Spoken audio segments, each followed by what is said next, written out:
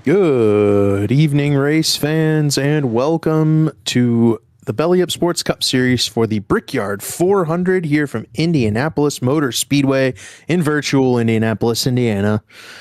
My name is David Westergreen. I will be joined this evening, as always, by our producer, Dave Huckleberry, and my co-announcer, Zach Evans.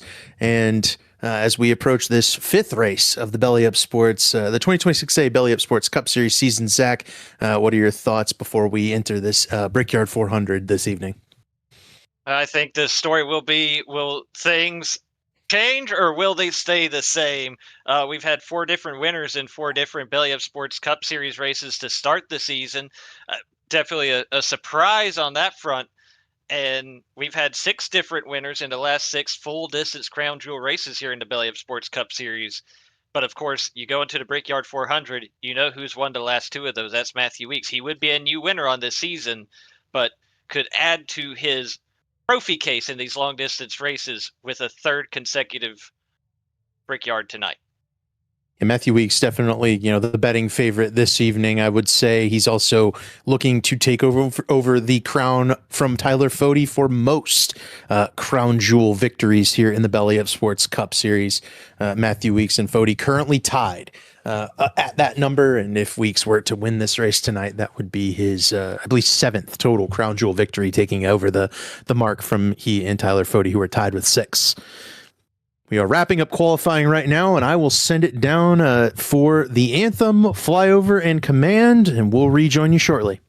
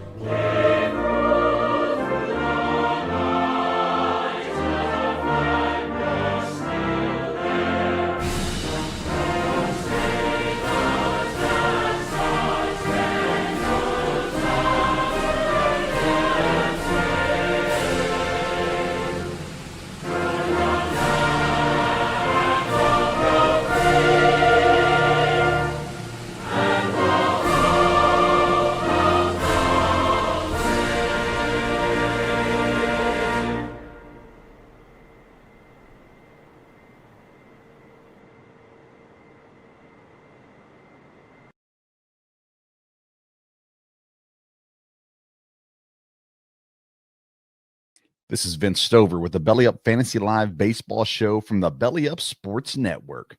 Racers, start your engines.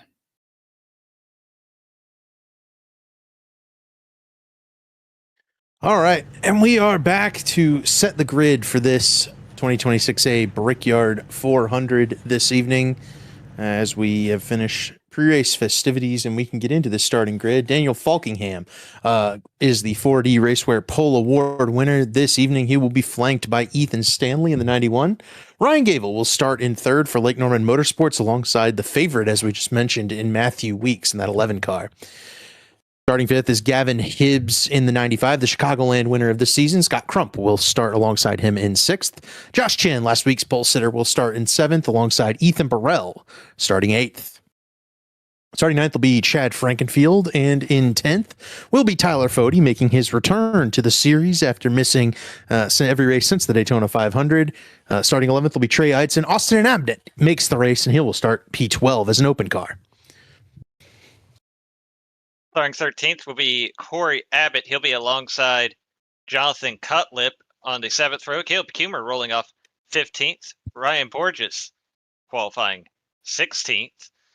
In the 9th row, Jordan Owens in car 04. Trey Holmes will roll off 18th. We're seeing Hunter Smith 19th. Jaden Racimus 20th, trying to get an idea who actually qualified for the show here. As far as those open competitors, Ty McIntosh qualifying 21st. Joseph Vandermeer will line up 22nd.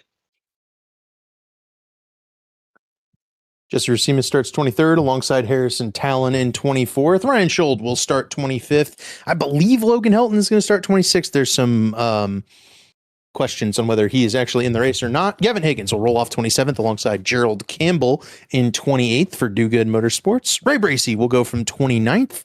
Be sure to watch the quick shifts for this race after the fact. Paul Mikolajczyk will go from 30th alongside. Gilberto Javier Gomera will start 31st. Alongside him will be the 89 of Brent Jones. And then Mike Goodman and Kyle Hanshaw is there for 34th, but Hanshaw will definitely miss the race, I fear. Frank Fody will start 35th. Alongside him will be Josh Adams in 36th. Michael Hosek starting 37th, or qualifying 37th, I should say. Seth Rawls lining up 38th. Andrew Rucker was 39th in qualifying. I'm pretty sure he is not making the show. Carlos Acosta 40th. Kurt Gibson, another driver.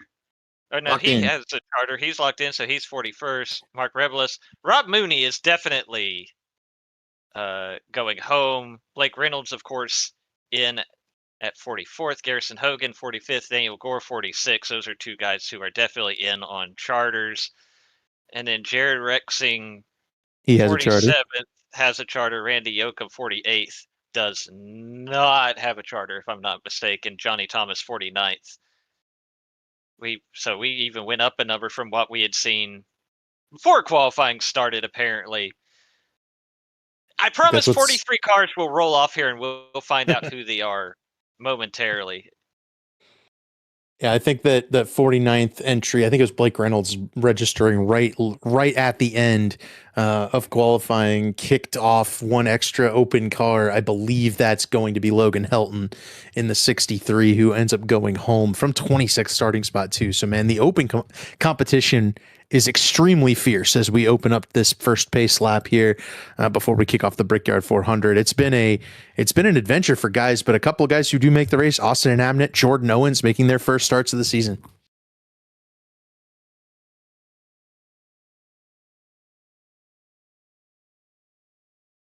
Here you see the cars rolling off for this opening pace lap, and now that those cars are rolling, you see the tonight's format: 160 laps, 400 miles, 8 sets of tires in the pit. Stage points will be awarded at lap 50 and 100. There will not be cautions automatically at those points. And it looks like as the cars are rolling away, I'm seeing Kyle Hanshaw, Mark Rebelis, Rob Mooney, Logan Helton, Randy Yoakum, Andrew Rucker, and Hunter Smith as the DNQs. Man, Hunter Smith qualified 19th. He does not make the show. Impressive. In what it takes to make these fields. If you're an open car, there's very limited numbers of spots available.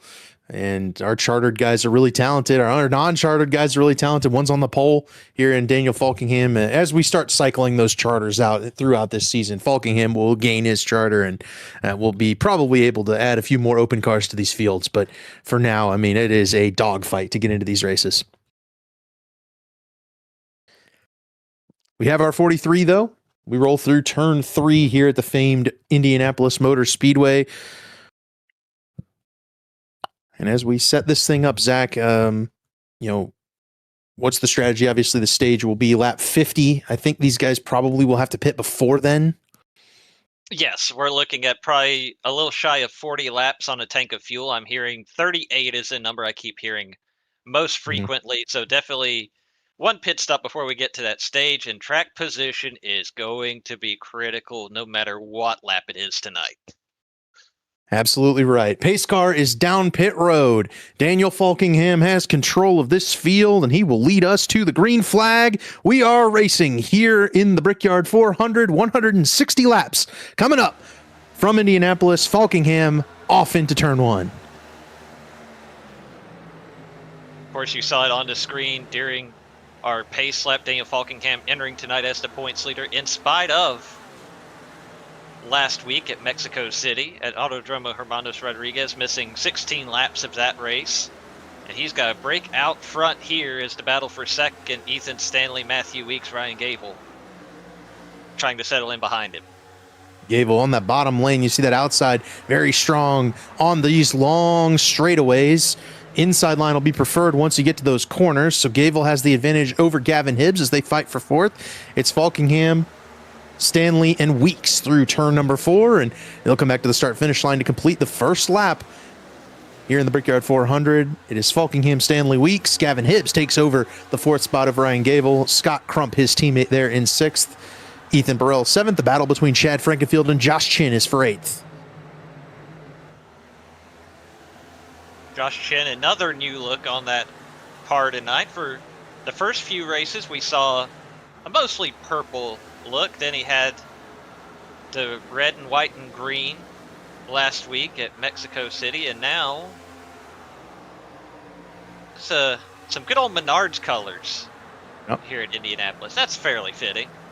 I have to give my my Paul Menard won the 2011 Brickyard 400. Sometimes people forget that. Shout out.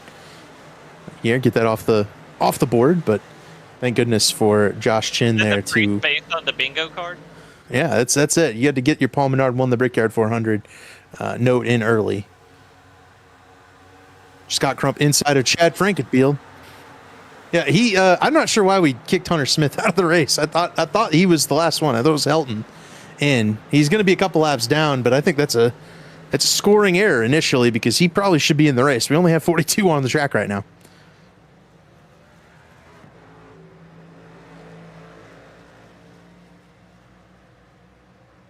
So we'll rectify that, get him caught up. I'd probably even, if and when we get our first caution of the day, I'd probably wave him by, get him back on the lead lap. I don't think he deserves to be a couple of laps down here. We'll see how that plays out for sure. Battle on track is for second between Matthew Weeks and Ethan Stanley, and in fact, it is a battle no more. Matthew Weeks right around the 91 car and to the second position. And if we led into the show talking about Matthew Weeks and talking about the potential for him to go for 3 Brickyard 400s in a row.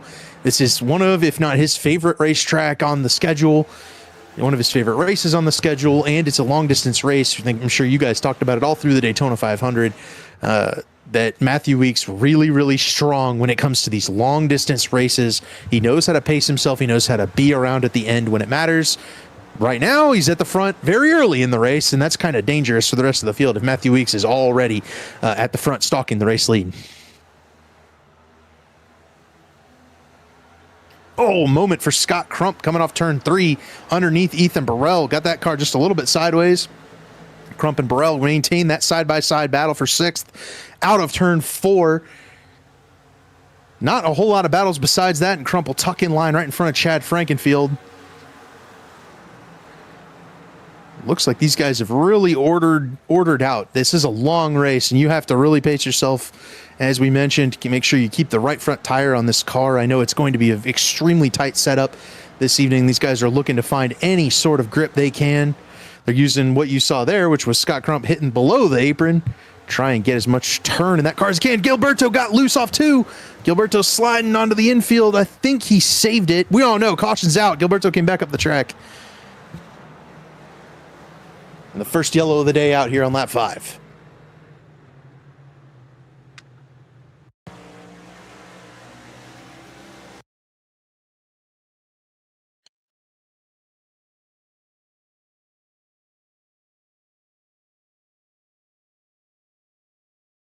Locked it up.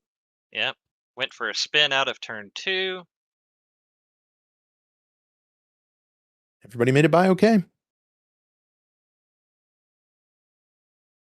No contact, so that'll be one of those. It'll get a tally, but there will be no contact as part of that tally, and it will ultimately, I think, not go on his score sheet. I'm also interested to see what we do with Hunter Smith. I would put Hunter Smith back in the lead lap here. Utilize this caution, just wave him by twice, let him just run a couple of full speed laps and catch back up to the field. Can't do anything about his 19th starting position, but you can at least put him back on the lead lap where he belongs here. Well, we will see what they actually do.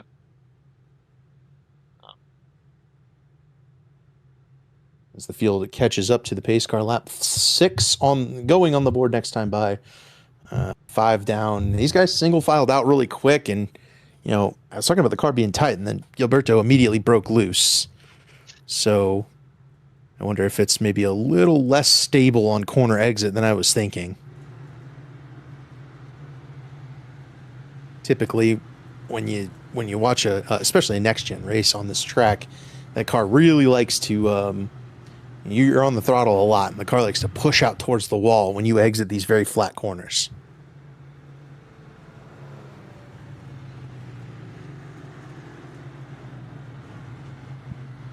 See if anybody hits pit road here, and then we can take our first commercial break of the race. Looks like none of the leaders will be heading for pit road to try and maybe swap into the stage points. Yeah, nobody at the front. So let's hit a quick commercial break, and we'll be back with you for the restart and the rest of the Brickyard 400. Tickets are on sale now for the 10th Bommarito Automotive Group 500 at Worldwide Technology Raceway. Sunday, June 7th features 3 huge races. The USAC Classic, Firestone Indy next, and the only Sunday night prime time NTT IndyCar Series race. Enjoy a weekend of cars, concerts, camping, food, and fun. The stars of the Indy 500 are coming to St. Louis. Get your tickets now and save big at www.raceway.com. Blue Egg Marketing. Rev up your business with Blue Egg, your marketing pit crew. Turbocharge your lead generation with experienced drivers that can navigate the competitive track to connecting with your customers. With Blue Egg, you're always in the pole position, leading your brand towards victory lane. So don't spin your wheels, accelerate success with Blue Egg, fueling small businesses to win big.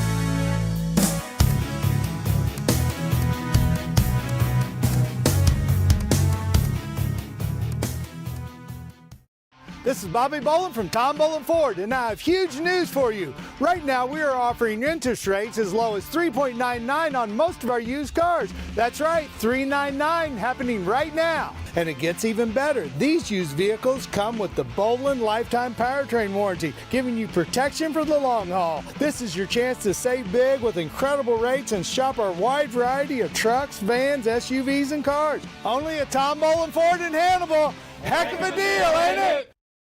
Racing isn't easy, but experiencing it is. iRacing puts you in the driver's seat with the industry's leading sim racing game. Drive on laser scan replicas of the greatest racing circuits from around the world. Go head to head against other drivers chosen by skill-based matchmaking to ensure competitive racing at every level. Compete across all your favorite series. In officially licensed cars, engineered to deliver the most accurate driving experience possible.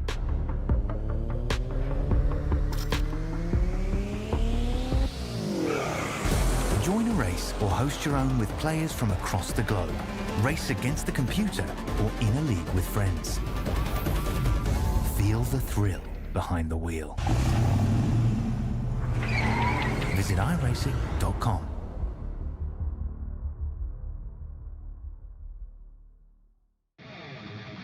The Lucas Oil School of Racing. Simply stated, we are the professional ranks where the quality of the equipment often dictates the outcomes, and all of our cars are designed to perform and race as close as humanly possible. None of our competitors will have an advantage from engineering tactics. Rather, you will compete on a completely level field with a score of immensely talented up-and-coming drivers, all pushing each other to reach their new heights in their respective pursuit in becoming a professional race car driver. Every year, our top-performing graduates move on to the professional racing ladders of IndyCar, F1, and IMSA. Whether drivers compete in 1 or 2 seasons of our series, when they are ready to move on, they are ready to move. The training you receive in our school is an unmatched, unforgettable, first-class education combining the very best racing instruction and education. Welcome back to the Brickyard 400, getting ready to go back under green flag racing. Daniel Falkingham has led every lap so far. While we were away, Hunter Smith was placed back on the lead lap where he belonged, so That situation has been rectified, and we're ready with 43 cars on the lead lap and ready to get going once again here after our first caution of the race. Falkingham heads into the restart zone. It's that orange bar on the inside wall there, and he fires off. Green flag for Falkingham. He gets a solid jump over Stanley and Weeks. Weeks up in that outside lane here entering turn one. Might not be that preferred groove, but he's going to power around the outside of Ethan Stanley, looking strong in the 11 car right now. Matthew Weeks able to clear for second and take over that spot. Gavin Hibbs now to the outside of Ethan Stanley for the third spot. Oh. A couple of guys getting a piece of the outside wall there, exiting turn two. You know that's the story here. It's so hard, especially if you are on that outside lane, to keep the car out of the fence. With these stock cars, they just don't maneuver around these corners at the Indianapolis Motor Speedway the same way their open wheel counterparts do. It's going to be the story if you can get to that outside lane and make some passes and also keep the car out of the outside wall. I mean, that's going to be how you make ground up in this race. And right now, I mean, it's just really difficult for anybody to make any passes. It's at a premium. The track position is going to be tough to come by. These guys are going to fight really hard for it as Scott Crump and Chad Frankenfield sideways, bouncing off each other, heading towards turn two. Crump with that preferred inside lane, but Chad hanging tough on the outside. Did not get off the corner very well. Car in the wall, down back in the field. I think that's Bojo. Hopefully he didn't hurt the 7 car too much. Falling back in the top corner of your screen there. I don't see any damage. Looks like it's okay, but he definitely got a piece of the wall.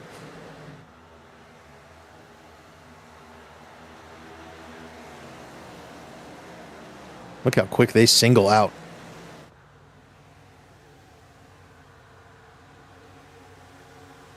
First battle on track, Josh Chin looking to the inside of Chad Frankenfield. Thinks better of it entering turn one. Lap 11 up on the board, 40 to go in the stage. You mentioned 38 laps of fuel in these tanks, Zach. 3 laps of caution. They can save a couple there, but I don't believe that's going to be enough to get to the stage. These guys are going to have to pit before we award stage points at lap 50. Trey Holmes a piece of the wall off turn 2.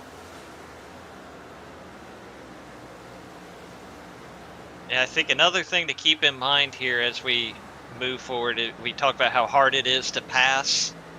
Talk about guys getting into the wall, getting tight on corner exit. Already some chatter, some frayed tensions. It's early. It's early to already be frustrated in a 400-mile race, but we are hearing some of that. So, gotta keep your cool. Gotta remember it's a long race. Don't throw it away here and put yourself in a bad spot on lap 12 of 160. Passing is going to be difficult. You're going to have to figure out a way forward. Naturally, these cars are already close together. Our pole time was pretty close to our slowest car. There's only about a second between first and 43rd in qualifying. So, or 42nd in qualifying rather. So there's not a big gap between these cars. Going in 3 wide here with Seth Rawls, Gerald Campbell, and Daniel Gore. I don't love the looks of that, and they're almost 3 wide in front of them. Gore started with an EOL way in the back of the field. He's trying to march forward after a 5th place run last week in Mexico. He's following behind Garrison Hogan, who has worked his way forward early in this race as well. Hogan, they're challenging with Harrison Talon. I guess we're not showing that. I thought we jumped to that. We jumped to that battle. It's still ferocious. Garrison Hogan to the inside of Jaden Racimus in that 1 car. Harrison Talon just in front of him. There's a big gap, though, up a couple of cars ahead of this group, up to the first group of cars. So Hogan, Gore, and a few of these other guys that are back in the field a little bit, they're going to be clambering forward to try and catch that group and not get not lose the draft of the first pack. It's almost like a super speedway race here, Zach, where you've got the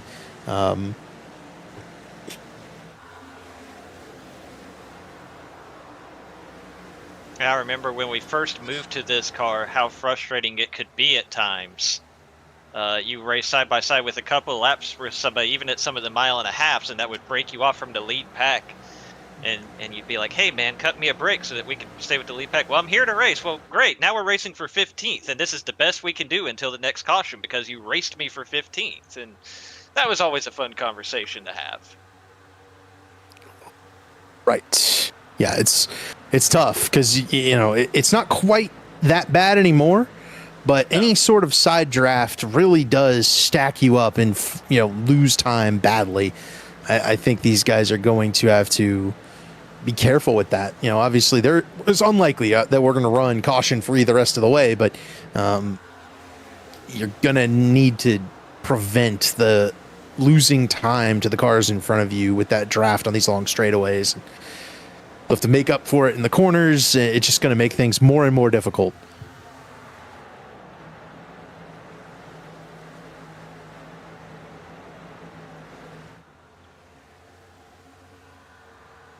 Seeing Matthew Weeks falling off of Daniel Falkingham a little bit. Harrison Talon just got a big piece of the wall coming off turn 2.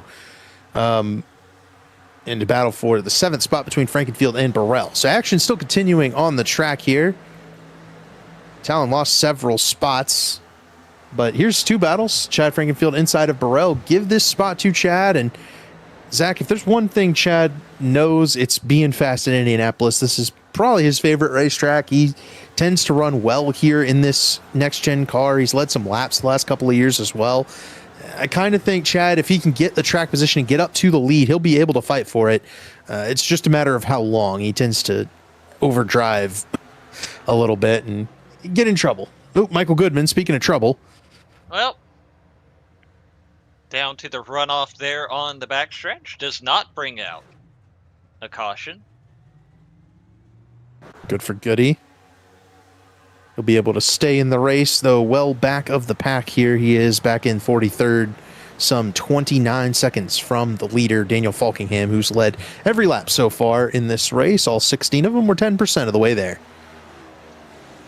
To your point on Chad Frankenfield, as we actually will look at this battle here, never mind Scott Crump ducking back behind Ryan Gable, but Chad Frankenfield, he's led 156 laps in the elite rendition of the Brickyard 400 out of 4 runnings of the event. Has never finished worse than 11th. That's great. Has not finished better than 4th, which I'm sure does not sit well with him. It's a little surprising. I went to call him a former winner of the race, and I was like, wait, I don't think he's actually won this race before. He is not. It's Ryan Gable letting Scott Crump go by just in front of Chad Frankenfield, too. And Ryan Gable's smart driver, teammate right there. But I bet Chad Frankenfield is going to see that and try to pounce here down this front straightaway. I bet Ryan Gable will not be quite so courteous with the 15 car if he gets there as he was with the 90 of his teammate Scott Crump. It's like Chad was unable to get there, though. Gable was able to take that corner, letting Scott Crump by, and got in the draft and stays right behind that 90 car and pulls away from Chad a little bit.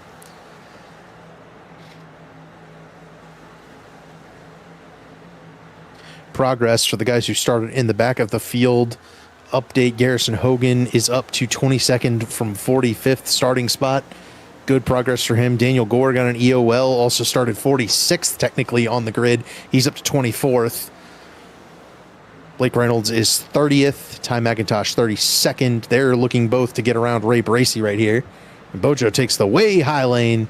That car might be a little bit damaged from that wall contact he had a little bit earlier. Yeah, it's usually not a promising sign when you see somebody running that high through the corners. Yeah, Ray might just have a little right front damage. Need to bring it down pit road and get it fixed. It might also be helping wear his right front tire even more to have to deal with that. And he's just getting out of the way right now. Tough sight, but he can get it back. Long way to go in this race. Battle brewing here for the 8th position. Jonathan Cutlip looking to the inside of Ethan Burrell in that patented neon yellow number 5, just in front of another neon yellow car there, and Josh Chen in 9th. See if Cutlip can't get the run here on the front straightaway, going around Ethan Burrell. Ethan's been he's been up front this season, but he hasn't quite been at the same level we've seen in the past. I think from Ethan Burrell, it's a guy that has dominated races before, but this season it's just not quite been at that peak yet. And thus far tonight, kind of the same. He's 8th, hanging around.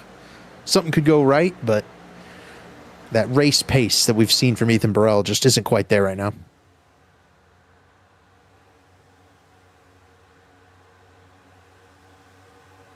I apologize, David. I've been distracted by an error in the elite record keeping. That is very important to me and me alone. I went to see, I was looking at the tab that has all the information about past Brickyard 400. I was like, where did I finish the one season I ran the Brickyard 400? And that race is not included in the Brickyard 400 tab. So now I'm very upset because I definitely wanted to be able to tell everybody, hey, I finished top 10 in this race one time. I'm pretty good. I'm not. I'm terrible. That's not the point. Zach's been redacted. So, I have been redacted. I've been stricken from the records along with who. I'm trying. I don't even remember who won that race at this point. So I'm trying to find out a lot of information at the moment about a race that we're trying to pretend never happened. And now I'm like doubting myself. Was it actually a 400? I swear it was a 400 because I finished really well in 2 Crown Jewel races. But maybe we only ran 200 that season. I'm pretty sure we didn't. I'm pretty sure we ran 400. You know what? You're never gonna believe it. I was wrong. It was a 200. Dadgummit! I bet I was in that race too. Dadgummit! I have vague recollections of running a very long Indianapolis race, but I don't ever recall running a 400. You finished 28th. I finished 7th into 2021. You're much better than I am. That's for sure. Memory Lane's Brickyard 200, which was the week after the Southern 500. So I think that was my confusion because I had back-to-back good runs at Crown Jewel racetracks. I finished 6th in the Southern 500. Yeah, 6th in the Southern 500 that season. Ignore that there were 7 cars on the lead lap. I finished 6th. Yeah, in the Southern 500 that season. I think that counts. Which was kind of where I was going with that whole thing, was you talk about, long race, keeping the car in one piece. Those 2 races in particular were very much... Oh, Ethan Burrell, heading to pit road. Oh. Lap 22. I mean, this does put him on strategy to make the stage, but a very interesting call from Ethan Burrell right here. It sure does, but then what, right? Yeah. If we stay green, then what? You're gonna be pitting almost as soon as the stage is over. Right. I don't know. I like the call. He doesn't have much to lose. Oh no. Right. He has a lot to gain, especially if fresh tires mean anything. I'm trying to look at the times. We're at 53 from Jonathan. And if he's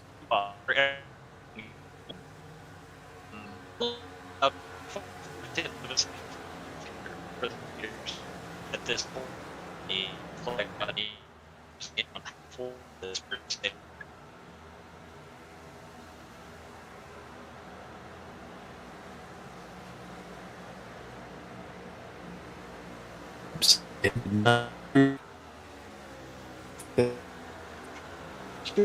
good on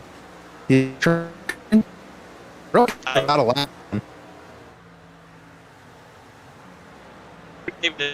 Very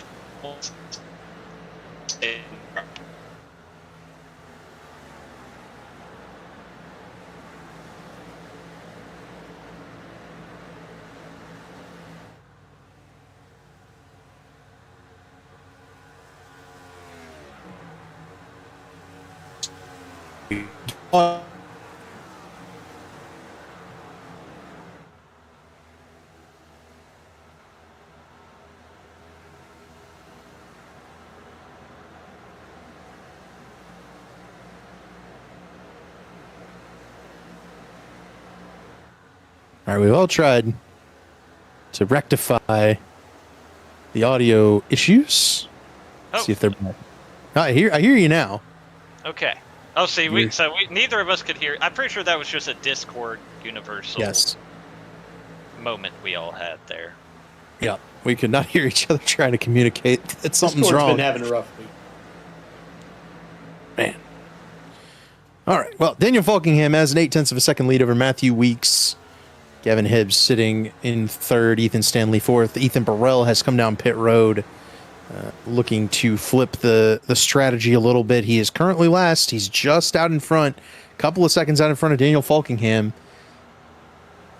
We'll see if that strategy plays out for Ethan Burrell. He needs those tires to be good enough that he opens that gap up on Daniel Falkingham and closes in a little bit. Right now, though, I don't think it's quite mattering. The way I'm seeing things right now, Zach, the tires are almost completely not wearing at all. It's not a lot of wear for sure. I mean, even this long in the run, we're looking at maybe a half second. And I hate to, on one hand, Ethan Burrell certainly isn't in dirty air, but he's not exactly getting a draft either. So I'm not really sure. If there's one thing that certainly works in his favor is that he did not, because of the length of a lap here and the size of this 2.5 mile speedway, he did not lose a lap making that pit stop, at least not yet.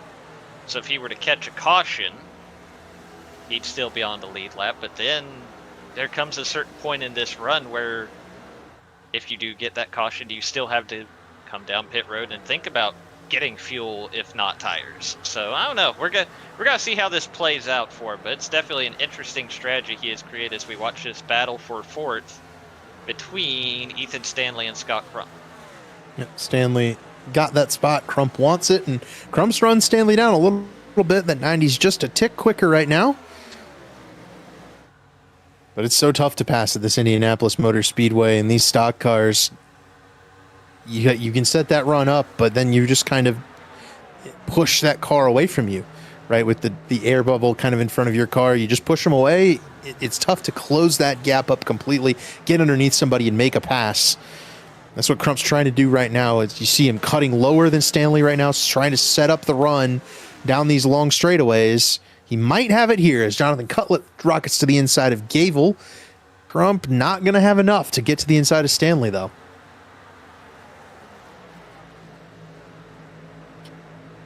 Looking back through the field to see if anybody else took advantage of that pit strategy. It's not working so far. I will note Ethan Burrell is making up time. He's made up about a second on Dan Falkingham, and I guess the rest of the field. The only gap I can see is to Falkingham, but he's picking up time little by little to the race leaders right now, and that could yield him dividends when it comes to battling for the stage. Let's go on board with Scott Crump here and watch the driver of the 90 push this car along, try to bypass Ethan Stanley, and you can see what he's seeing.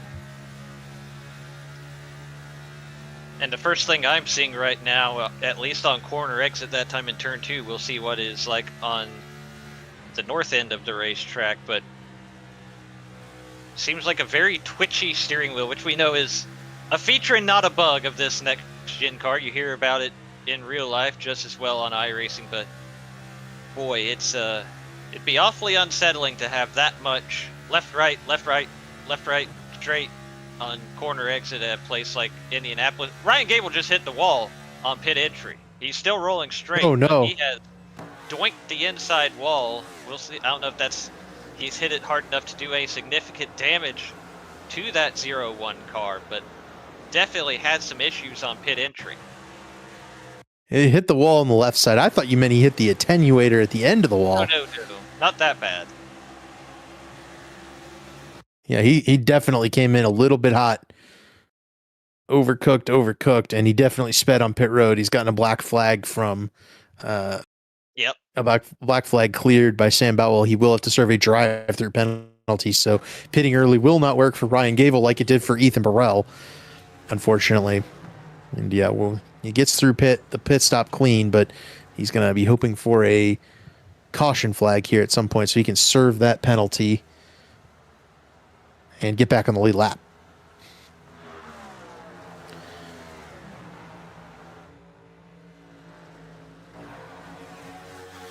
battle back in the field here. This is between Seth Rawls and Gerald Campbell, and it is a battle for 24th between these two. So remember that conversation we had earlier about trying to keep the draft of the people in front of you? Mm-hmm. Seth Rawls is very upset with Gerald Campbell because if you see, there is an absence of automobiles in front of them. Gerald Campbell, as you know, even in the best of circumstances, can be very difficult to pass. He is, in the name of having fun racing the race car, has made life quite miserable for Seth Rawls. You can see that has opened up about the size of Marion County between him and the next car on track. Yeah, that's quite a ways. By seconds, it's 3 seconds now up to Blake Reynolds there in 23rd.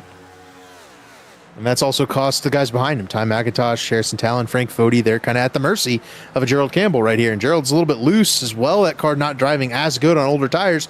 But what Gerald's doing is he's running that top lane, side drafting these guys down the straights, slowing them up. And you'll watch as Ty tries to get around Gerald here. Seth's going to keep driving away from him. Unless they both hit the wall, which I think they both did. Now Ty McIntosh is starting to overdrive a little bit because he also is frustrated. He has watched all of this unfold from behind Seth Rawls. He is also... Oh, he's going to turn Gerald. And he has had enough. And, you know, that's just... I don't say that's what you get. That's kind of what happens, though, right? If you're going to race, especially on a track like this where it's just so disadvantageous to hang on somebody's door panel, if you do it a lot, the guys behind you are going to get fed up, and you might make some contact. I saw that car on my screen going down pit road, but I couldn't make out which one it was. That's Hunter Smith. I could tell it was one of the Little Eagle cars. So Hunter Smith making his way down pit road. And Hunter Smith, obviously, sounds like is going to serve his drive-through this time. Which honestly, I'm surprised,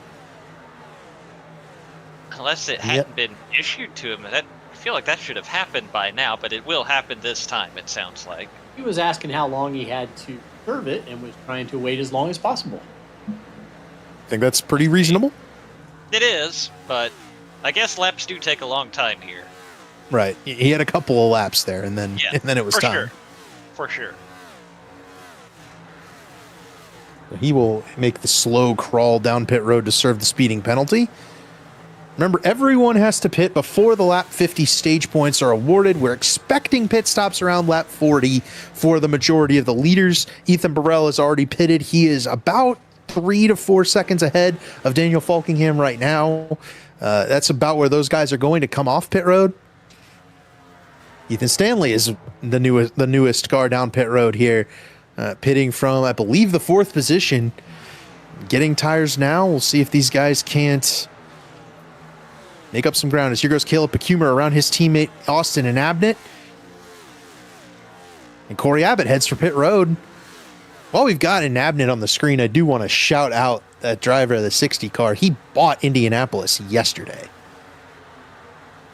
After the ARCA race at Rockingham, he went and bought the track and joined the practice to turn some laps. And this is a definite success story from a guy who's been through our development series and, you know, practiced hard with some teammates on getting a good qualifying lap in to make the race. And here he is. He's not making any enemies. He's running single file with his Lake Norman teammates, Tyler Foti and Caleb Pecumer just in front of him. And it's a good result so far. A good race for Austin and Abnett.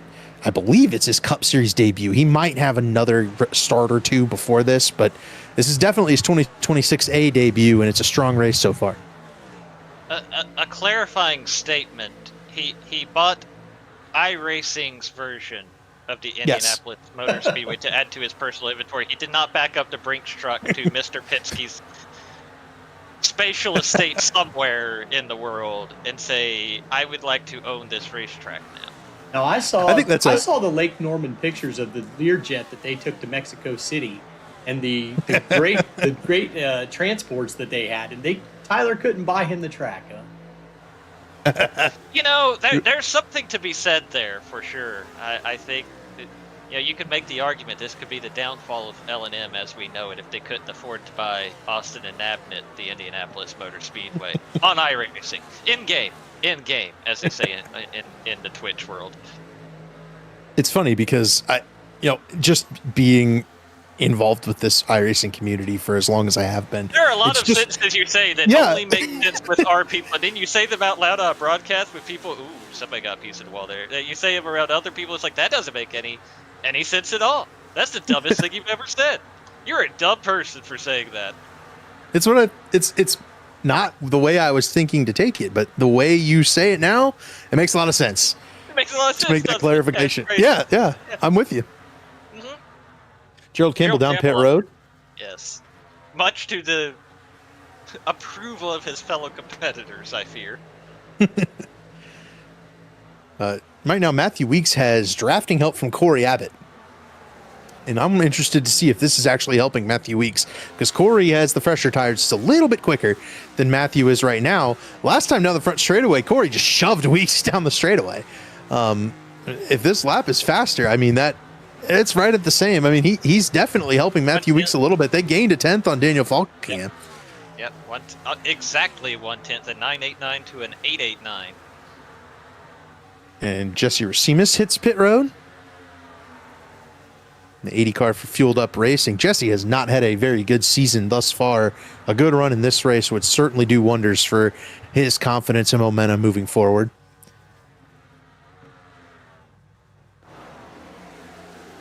Blake Reynolds, Daniel Gore tandem draft is finally finished. They've been doing that for several laps now. Reynolds will go around Daniel Gore. Hunter Smith and Gerald Campbell are off pit road just behind them. Both have fresh tires. Here comes Matthew Weeks onto pit road. Second place, giving up that track position to hit pit lane. He got down to pit road speed for sure. Matthew Weeks, you can tell he's done this a time or two. Yeah, I guarantee you that's one that a lot of guys, maybe especially further back in the field, that aren't in this battle for the win, but if they're trying to figure out how to get some track position, how to get around some of their fellow competitors that they've just been kind of stuck in a clump with during this first run, they hear Matthew Weeks is on pit road, they're making a mental note that it's time to get down to pit road here, if not this lap, next lap, pretty darn soon, because whatever strategy he's on is probably a good one. Weeks trying to take advantage of the fresh tires. Let's see if Daniel Falkingham answers his nearest competitor and hits pit road this lap. I think he's going to stay on the track. Falkingham continues to lead this race, but if there is any sort of tire advantage, and I think that there is one, but it's very minimal, Matthew Weeks is going to take advantage of it. He may leapfrog Falkingham for the stage win. It depends on where Weeks comes off pit road, but I mean, he's going to be out in front of Ethan Stanley and Ethan Burrell here. He might not get in front of Stanley. Gavin Higgins on pit road. Frank Fody, Josh Adams hitting the pit lane as well. Matthew Weeks came out behind Ethan Stanley. So Stanley currently the highest running car that has made a pit stop. And that, I think, is going to be the battle for the stage win. Caleb Pecumer planning to come down pit road this time by. See if Falkingham makes a move, heads to pit road. Yeah, we've got to be getting pretty close to the end of the fuel run for a lot of these guys, I believe. Chad Frankenfield, Scott Crump headed down pit lane. Caleb Pecumer down pit road. A lot of guys hitting pit road this time. It's like a super speedway pit stop. Josh Chin might have hit the inside wall. Tyler Fody there. I believe Josh Chin just called for a black flag. Oh, Josh Chin has gotten the black flag for speeding on pit road, and that's a good way to pass. Zach, I'll tell you, you pass people who speed on pit road as long as you don't do that. Yeah. And Chin's car blinking in and out. That is on his end. He's been blinking all day. See if Daniel Falkingham hits pit road this time. I think Scott Crump's probably trying to wait and see if Falkingham will go down pit road so he can pick up a lap lead. But Falkingham doesn't do it. Scott Crump's heading down pit road this time. He will be followed to pit road by Jonathan Cutlip. Austin and Abnett still on the racetrack. Jordan Owens hits pit road. Garrison Hogan down pit road. Daniel Gore, Justin Vandermarl, Jaden Racimus, Seth Rawls, Ty McIntosh.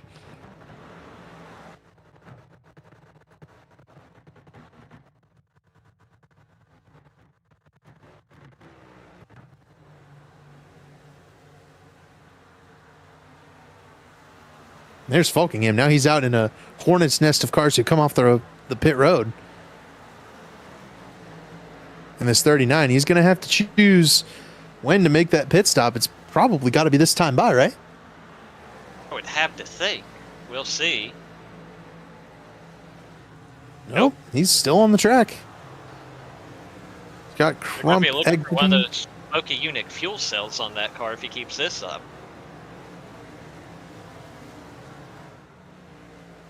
Austin and Abnett has hit pit road. Trey Holmes is down pit road. Blake Reynolds is still on the racetrack. At least that one makes sense. He pitted back on lap, the first caution of the race on lap number 3. And Abnett, Holmes, Jared Rexing down pit road. Gilberto is down pit road. Daniel Falkingham covering everybody off. I'm very, very intrigued to see if this 39 car loses any of that track position.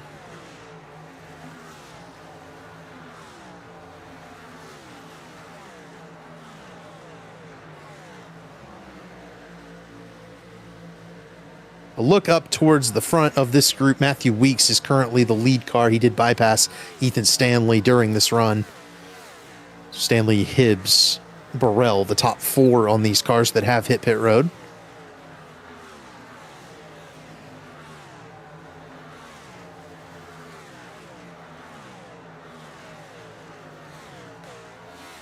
There is a slight tire advantage. I'm watching Gavin Hibbs catch up to and bypass Ethan Stanley.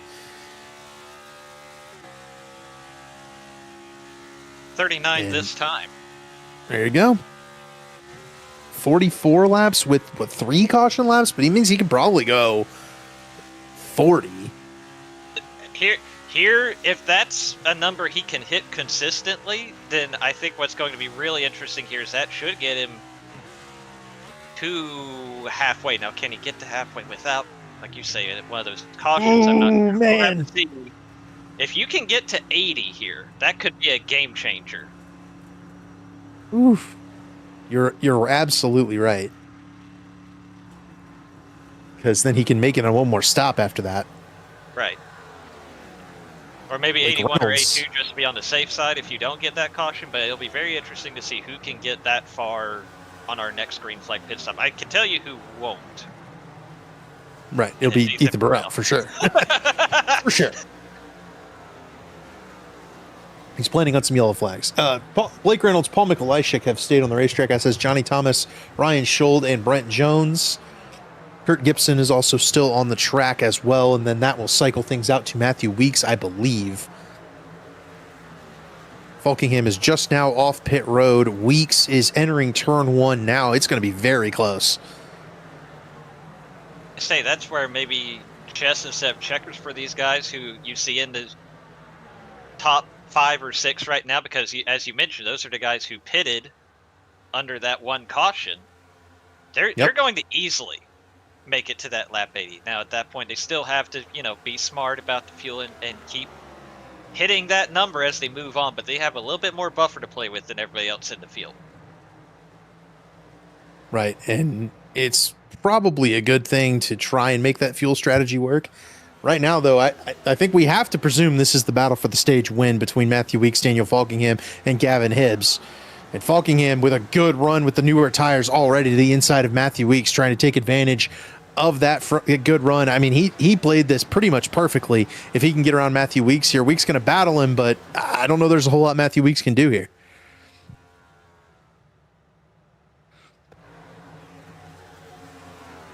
Is that Goody? Yes. Yep. Mike Goodman, pit road. The one who is going to parlay this into stage points as of now is Ethan Burrell.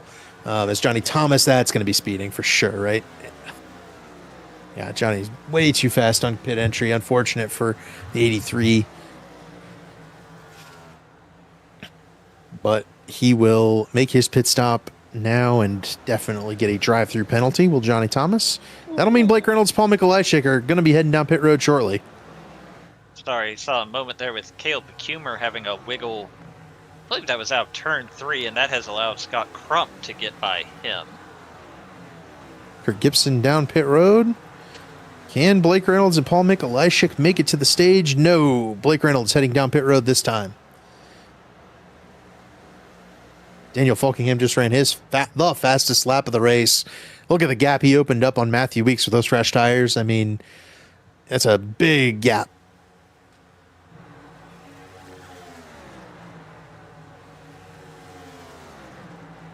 Nikolai Schick, Reynolds, Brent Jones all heading down pit road. Ryan Schold, the remaining car out there trying to grab some stage points. He's got to make, 2 more laps, 5 more miles? That's a hefty save for Ryan Schold here.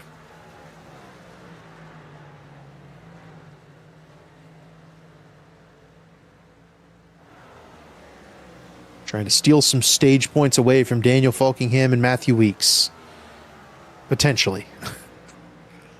We'll see for sure. It's worth noting, it looks like, based on what I'm seeing, he did the old fueled up and then with 1 to green came back down pit road and squeezed in that extra caution lap of fuel that, normally I would say, boy, that's an awful lot of work for not a lot of fuel. But even at pace speed, 2.5 miles is a long way to go. So that might be a difference maker here for Ryan Schold. We'll see. He's started lap 49, so he's got 2 more circuits to complete. He's definitely out of the throttle a lot, saving. I mean, if you have to come down pit road this time, that's a shame.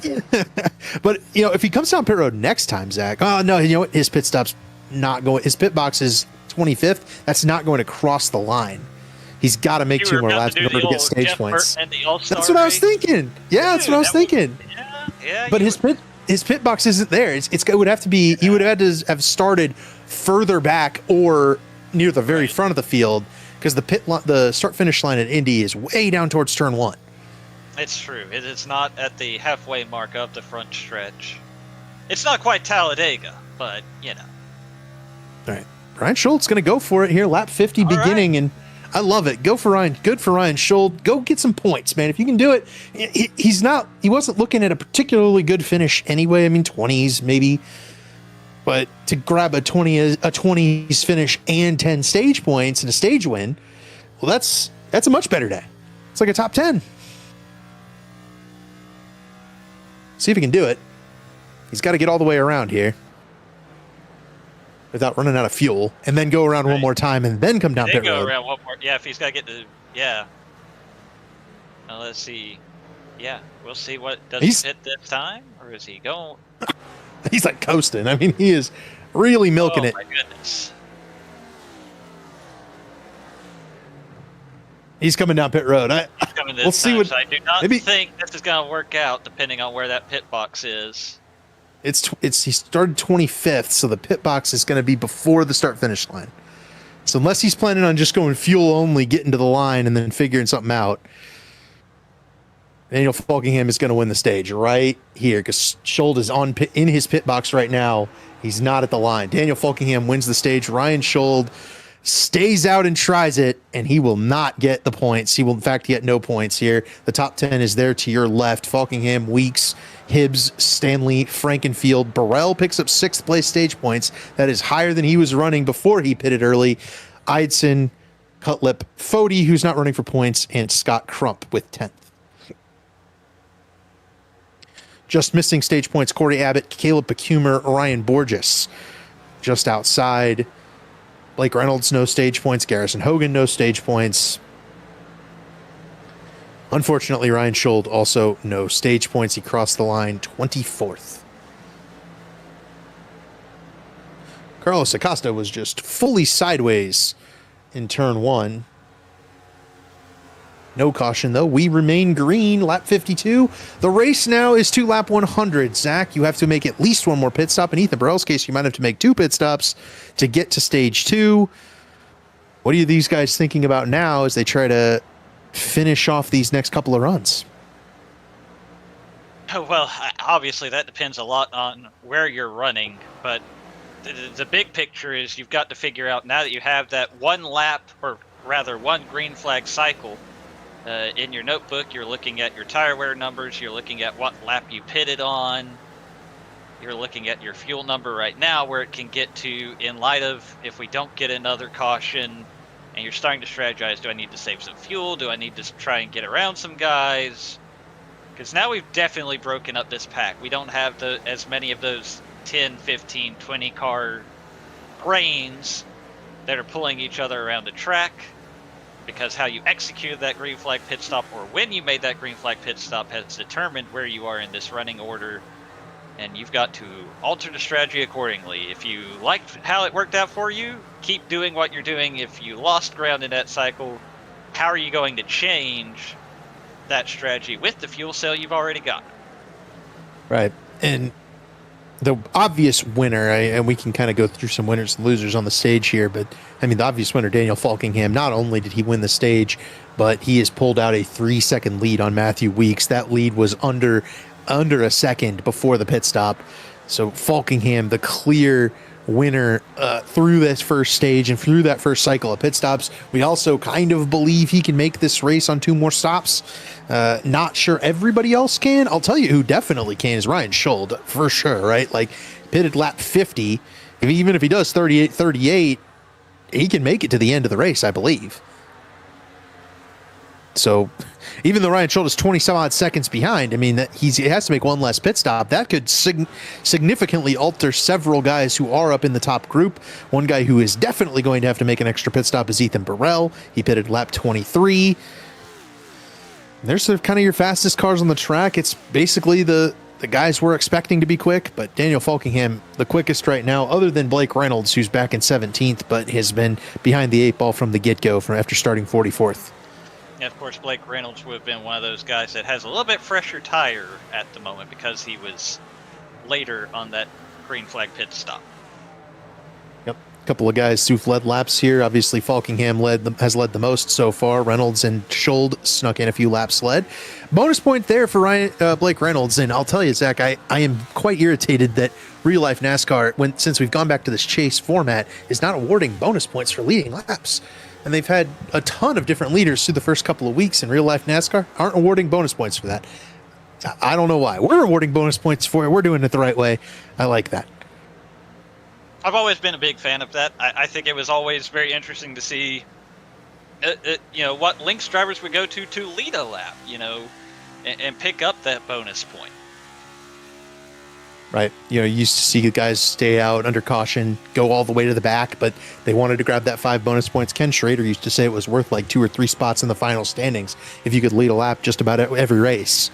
So he'd do whatever he could, stay out on the green flag cycle, pit under green, figure out a way to get up there and lead a lap or 2, and just enough to get you some extra spots in the final points.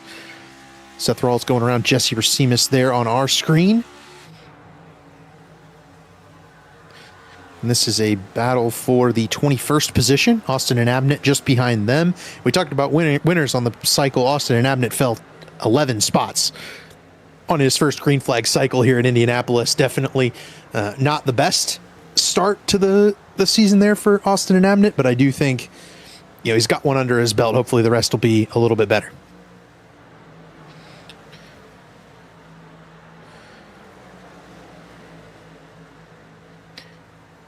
Trying to do some math. I know you don't want to do any math. I'll try to do it. Ethan Burrell, lap 23. Lap 23 plus 40. That puts lap 63 as the pit lap for driver 37. Let's say he stretches that thing to 41, 42, and gets to 65. He could make it to the lap 100 stage and get stage points there as well. So what if he stretched it like 43, 44? What would that get him to? Let's say he got to 43. That's 66. Okay, so what about 44? 67, right? Oh, you just wanted me to. Yeah, I was gonna say. You got me thinking about numbers. Had to liven up this race a little bit. These guys are way spread out right now. Worth it. We could put that one on quick shifts. I'm proud of myself. It's funny that you don't like math, but you do like the meme number. Absolutely. All the meme numbers deserve love and respect.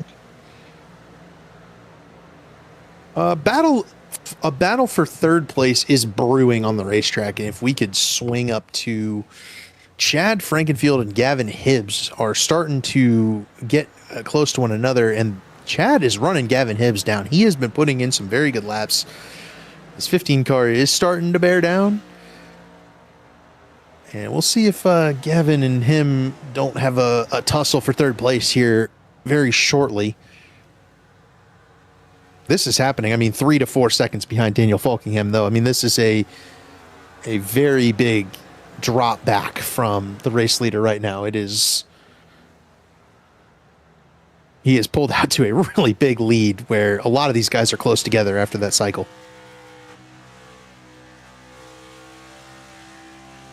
And not only, I mean, well, it's kind of hard to tell with the live timing and scoring because obviously it expands onto straightaways and contracts into corners, but it sure feels like Daniel Falkingham is ever so slightly adding to that advantage over the course of this run so far. Yeah, when he came off and passed Matthew Weeks, I mean, he came off behind Matthew Weeks and then opened up to 3.5 seconds. That lead is down to 3.2 this lap. Weeks is starting to close just a little bit last couple of laps, but at least just this lap, really. But maybe Falkingham overdrove it a little bit. Matthew Weeks has been conserving. I think there's a very real possibility Matthew Weeks saw some people go to lap 44 on that run and said, "Oh, I need to back off this next run, make sure I can make it on one more stop, after 2 more stops." Right. I think that's a big part of what you're going to see here. How many guys are going to... Oh, we've got a replay. That is Carlos Acosta, and that is the inside wall. I'm not sure which end of the racetrack it is, but either way, that's not a... You don't want to be hitting the wall really at any rate of speed here at Indianapolis. It usually doesn't go well for you because of how fast this racetrack is. That will be our first retiree of the event for Carlos Acosta, I believe. Ethan Burrell has hit pit road. You can see the 0-2 there on pit lane. Burrell heading down pit road, lap 61, Zach. That's not going to make it to any of our funny numbers, but he might be able to get to lap 100. 39 laps. He'd have to... That should give him to 100. We'll see if that gets him in the mix for the stage win. It didn't get him to mix for the stage win last time. I can't imagine it'll happen again, but maybe he gets into 6th again. And a 2 6ths, and then say he has to finish back more like 20th instead of 10th. I mean, that's kind of evens out, basically. Right. Yeah, depends on how well running more laps on fresh tires does, as opposed to these guys who are running longer runs. But you can see he's going to be a lap down. He just got passed by Daniel Falkingham. These two are going to go around him before he gets up to speed. So if a caution were to come out, that'll put Ethan Burrell well behind the 8 ball because he'd be a lap down. He'll have to take the lucky dog. Yeah, that'd be real stinky. He's gonna come out right in the middle of this battle for third place. About the worst place he could come out, if we're entirely honest. He needs to find the loud pedal and ninth cylinder or something so he doesn't get tangled up in this mess. Because you know how aggressive driver 15 will be, and Gavin Hibbs is putting up a heck of a fight for that 3rd spot right now. Right, and Hibbs, I think, pitted a little bit earlier than Chad, so you got the tire advantage there as well on that 15 car, but it's a pretty minimal one. And then Chad, unable to make that pass on Gavin Hibbs, backs out of it, and we'll have to make the run back to the 95 car once again. Matthew Weeks has eaten into the Falkingham lead just a little bit now. Do we have that Fast 5 update, Zach? Can we get that? Do we know who those guys are? I was gonna say, because I bet Blake Reynolds is pretty quick right now. You can see Daniel Falkingham's not even on the list at this point.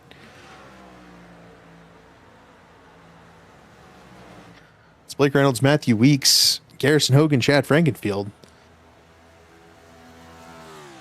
And the fastest last lap was Matthew Weeks. There's Daniel Falkingham, though. He's up there. And it makes you wonder because obviously he was so dominant that first run. He has the freshest tires of these front runners and presumably no reason to save fuel, or at least less reason to save fuel than the rest of these guys. So you have to wonder Is this one of those old school, the best drivers win by the smallest margins moves? Oh, sorry, distracted a little bit. Corey Abbott out of shape here. I believe that's on the 1 and 2 end. He saved it, but he was well down onto the pit lane, basically, or the access road, I should say, trying to gather up that 21 car. You get a little help from Caleb? There. Yeah, it's hard to tell from there. No, I don't think so. Caleb definitely got tight, but he was out of the throttle there. I don't think that upset the. Maybe it upset the 21 car in the old fashioned to get up. Take the air off the spoiler a little bit. Corey only going to lose 3 spots, it looks like, and then rejoin behind Blake Reynolds there in 14th. But yeah, to conclude my point on Daniel Falkingham, I wonder if he's not metaphorically and literally leaving a little bit in the tank here and sacrificing some of that 3.5 second advantage in the name of thinking big picture and having fresher tires or better fuel mileage as we move forward in this race. Right, and I don't know that Daniel Falkingham needs better tires or a better strategy than he's already got. Ty McIntosh down pit road here and maybe missed the box. In fact, did he get a piece of the wall before it happened? Maybe a little bit. How far back did he hit the wall? He hit the wall. It was broke, but I can't find where he hit the wall. Well, a troublesome season continues to be troublesome for the driver of the 10 car, unfortunately, and he's that might have been right there. Yeah. Just got tight. Maybe we can go on board with him. Get a little bit better feel of the extent, but that's something I thought we would have seen a lot more of today. Mm-hmm.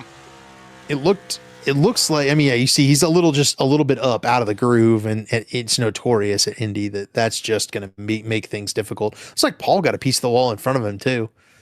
I think Paul had definitely gotten to the throttle a little earlier, and so you add in Ty might have been following him and gotten to throttle at the same. You react to that.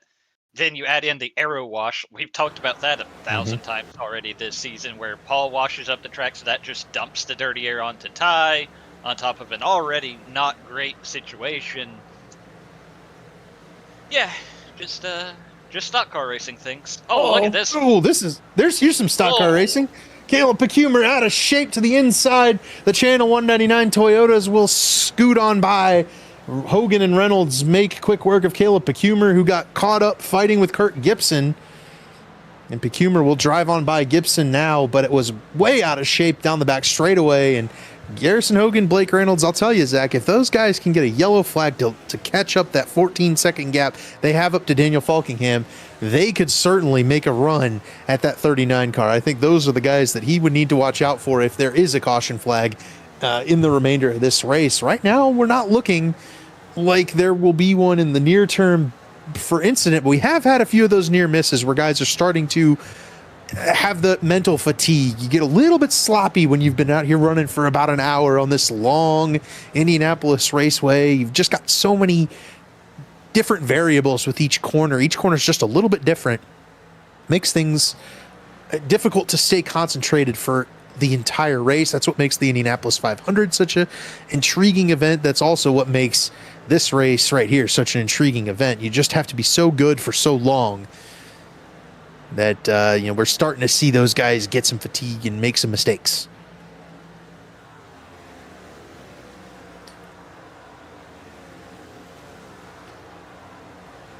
And it's so, even in the best of circumstances, even if the car is handling how you want and everything, Indianapolis demands precision. Very rarely is there going to be a second or alternate line that opens up that gives you a chance to make some speed that way. You pretty much got to hit the same marks for 160 laps in 4 corners. I believe that's 640 corners. I don't like doing math. Whatever it is, it's a lot. I think you're right. 640. It's a lot of, you got to be right all 640 of those times. Jesse Racimus was not right there. Ethan Stanley is heading for pit road. White smoke indicates he was locked up on the binders. I don't see a black flag. He made it to pit road speed.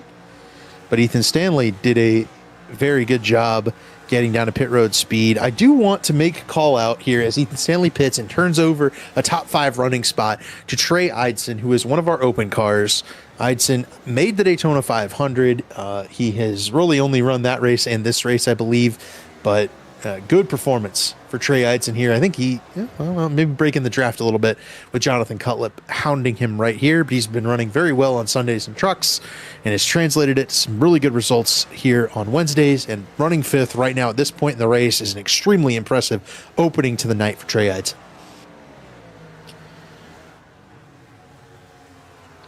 Yep, third career Belly Up Sports Cup Series start to previous Daytona 500s, neither of which with a particularly strong finish. Obviously qualified well for the one this season, but the finish was not there. Did he get wadded up in that very first track? He sure did. Yeah, he sure did. And then in his debut back in 2024, he survived to lap 181, but finished 40th. You could probably guess how that happened. Yeah, big wreck.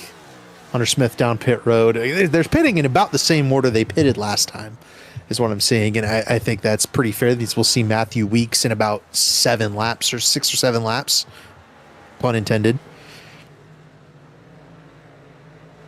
We're seeing this up the track again. We've seen that car get a piece of the fence a couple of times.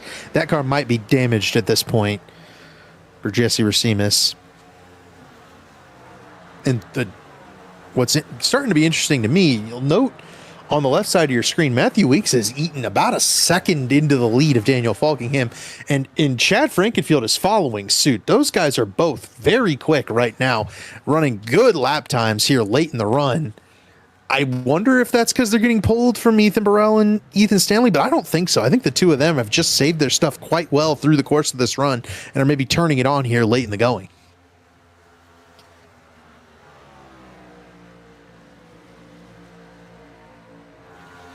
There you see the gains that Matthew Weeks has made over the last 5 laps. We'll see what the update is here at the conclusion of lap 72.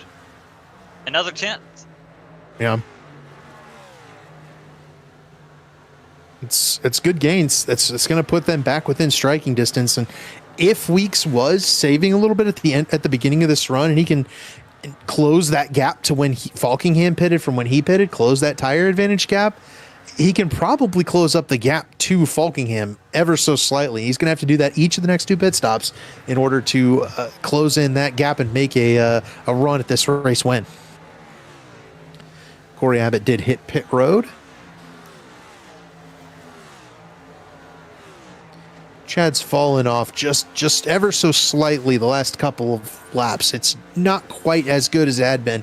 Weeks is continuing to make those gains, but Chad's starting to fall off just a little bit. He had almost started to reel Weeks in. Looks like now he's kind of fallen out of the draft of the 11 car.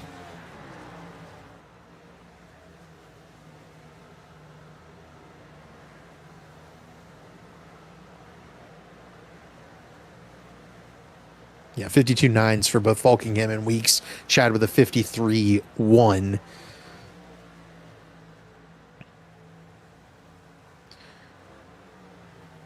And remember, we will award stage points at lap 100, which will be after this pit stop. Mm-hmm. So everybody will have to come back down pit road one more time before we award those stage points. Progress update for the guys that did pit already. Well, you can just watch the race leader because they're coming up on him. It's Ethan Burrell and Ethan Stanley. They are nose to tail following the race leader. Here's another guy who's come off pit road. That's Corey Abbott. He is back behind 10th place.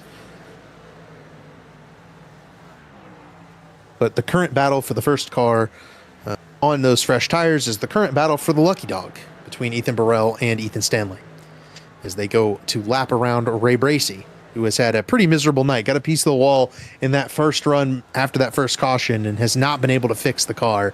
It's super tight on him, and he is a lap down back in 40th. I was about to say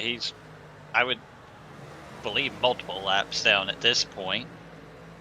I think they just put him 2 down. Right. Because obviously if he's behind... if the lap cars are passing him, and it isn't for position... Josh Chin up close. Man, that's a close one. Jesse Racimus. This car is damaged, I believe, this 80 car. Frank Fodi going around. Ryan Schold heading around. Jesse Racimus. Now, Ryan Schold is the interesting one, right? Right. How long? He can definitely make it on one more stop. If there's anybody in the field who can make this race into the finish on one more stop, it is that 4 car. 2 more stops. Two more stops. Right. 2 more stops. Yeah. So, I'm assuming this one coming up is kind of just a given. You're going to have to make this stop. Right. But some guys are not going to be able to do that. Specifically, Ethan Stanley and Ethan Burrell. Ryan Schold is about a half a lap ahead of the 2 of them.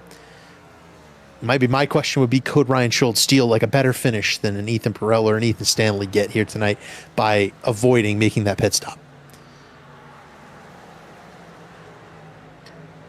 He's 25th right now, 41 seconds back. Those guys are basically 20 seconds behind him right now. Might be close.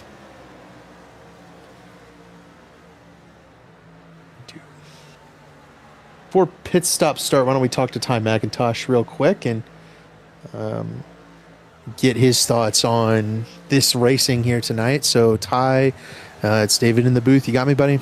Unfortunately, bud. I said that exact same thing to you yesterday when we talked, but yours for a less fun reason. Obviously, you got a piece of the wall there. Take us through how the car's driving before taking us through what happened out there on track to put you behind the 8 ball as Matthew Weeks hits pit road. It's just that the car is tight in dirty air, and when you're kind of stacked between somebody and somebody else, it gets worse. I really wasn't. Paul was in front of me, but like the dirty air has been a problem. It's been getting worse as it's getting hotter out there. From what I can tell, it feels like something's changing on the racetrack that's making it worse. So, yeah, it's not a fun time. I know that if you're trying to pass somebody, you almost need somebody to go push you around the other car to make it work. Yeah, it's just tight. It's not fun. Then what happened? Then I guess it was just the car got tight out of 2 or out of 1 kind of, and helped you wash up the track in the dirty air behind Paul up into the wall. Yeah, because I knew he was getting tight, and even if you lift, like if you're in somebody's dirty air, even lifting, you're going to get tighter. So I had nothing I could really do. By the time I realized it was going to happen, I was out of the gas. But yeah, it kind of ripped the steering out of it, 2 minutes and 20 seconds. So I figured we'll just take our losses and move on. But I mean, it's just next gen racing. You get used to it. And any shout outs for us here before we send you off tonight? Oh, yeah, 3Y TV, Binks Designs, Weekend Woodsman, Bojo for making the paint, you guys for putting on the show, Chad for running the league. Just another bad week. Well, you can, when you pop back in, you tell you and Cameron Rich, you guys did a good broadcast last night too. So, it's always good and that the broadcaster's able to get out on the racetrack, but sad to see you've just had a difficult season. And hopefully it's getting better next week. I hope so. I think we're just next gen washed at this point, but we'll take it. Ty McIntosh, driver of the South Shore Racing number 10 car. And good luck. We'll see you next week, Ty. Thanks, buddy. Trey Eidson got a black flag for speeding while we were talking to Ty McIntosh. That will pull him out of the very good top 5 running position that he had earned thus far. Everybody else has hit pit road, including Tyler Fodi, Caleb Pecumer, Chad Frankenfield, Gavin Hibbs, Gavin Higgins, Josh Adams. Any other names? Am I forgetting anybody, Zach? Jesse Racimus has a drive-through. I think he already served it, but that was another one during that stretch. Actually, yes, he is just coming off pit road now. Wonder if he fixed any of the damage on that 80 car. That thing was very, very tight on corner exit for him. I don't think Matthew Weeks saved as much as I was thinking he might have. Having come down pit road at lap 78. I mean, that's gonna be real close. Ray Bracey's heading down pit road now. Ryan Borges is coming down pit road. Jonathan Cutlip, Garrison Hogan, or Jesse Ursemus again. So maybe this is his drive-through. I'm not sure. Yeah. Harrison Or maybe Talon he's down pit had road. enough. It's Nope, entirely this is his possible. drive-through. He just has This the is- black yep. flag cleared. Or did Daniel he speed Gore. it yet? I don't know, he might have. Daniel Please tell Gore, me he Justin didn't speed Vandermarl. All of him down pit road once again. Daniel Falkingham remains the race leader. Garrison Hogan with a black flag. Oh, man. Josh Chin has hit pit road. You know who hasn't hit pit road, though, is Ryan Schold. Getting great gas mileage in that Ford. Well, this goes back to how precise you have to be in this race. That includes these green flag pit stops, as it turns out. Those are Wait. costly mistakes that are difficult to rebound from. Can we pop on board with somebody who hasn't come down pit road yet and try and get a shot of them going down pit road? Maybe Austin and Abnett. Oh, he's coming down pit road right now. It's maybe a bad one. But that's where you have to be at pit road speed. The yellow cones, the line he just crossed. I mean, it comes up on you in a hurry. Basically, when you would normally be in the gas, driving down this long front straightaway, you have to slam on the brakes to get it down to pit road speed. Yeah, here, maybe we can follow Falkingham. He's not going to come down pit road yet. Yeah, I was about to say, unless we hear somebody call it out, it's going to be hard to Time it line up. but we'll try. Yeah, it comes up on you quick. Maybe we'll just plan to get a hold of Falkingham once he goes through turn 3 next time by. But the way it comes up on you is extremely difficult to navigate and very easy to overshoot. And it's costing a lot of guys some of these running spots. I mean, Josh Chin is a good and consistent driver. So too, and Garrison Hogan, a number of these guys who have had this issue today. I mean, it's just like you said, it's a reflection of that difficulty and precision that Indianapolis creates, right? Everything around here is just a little bit tougher than maybe it needs to be. Some of these other tracks we go to, it's easy to run the top, run the bottom, pick your lane. Indy, I mean, you run slightly out of the groove like Ty McIntosh did in slightly dirty air, and boom, you're in the wall with a ton of damage that's going to, effectively end your race. Well, even if you don't get a ton of damage, again, because of how precise you have to be here, even the slightest bit of damage, if it upsets the handling of the car, makes it tighter than it already is, that really hampers your performance on the night. And, while Ty McIntosh was doing that interview with you, I was looking at the weather. He mentioned the role that could be potentially playing. Currently, a couple of things at play on that front. You know which one I'm going to mention first. The track temperature is 98 degrees. We've certainly seen hotter, but naturally with summer days weather like we normally see for the Brickyard 400 in the real world, sim date July 26, nice and toasty racing surfaces. There you see Paul Mikolajczyk getting a piece of the wall. The other thing I think you're seeing this more in play in the turn 1 and 2 end of the racetrack is we've got a nice little 13 to 14 mile per hour wind here. And it seems to be blowing in from the northwest to the southeast, which would certainly add to that push effect in the turns 1 and 2 end of the racetrack, I believe. This is Garrison Hogan serving his penalty for speeding on pit road. Trey Holmes also picked up a speeding penalty in that last set of green flag pit stops. Here comes I think it's almost time for Daniel Falkingham to hit pit road. He's kind of running lower on the racetrack. Maybe we can go on board with the race leader real quick, see if he doesn't head to pit road right here. He's much lower.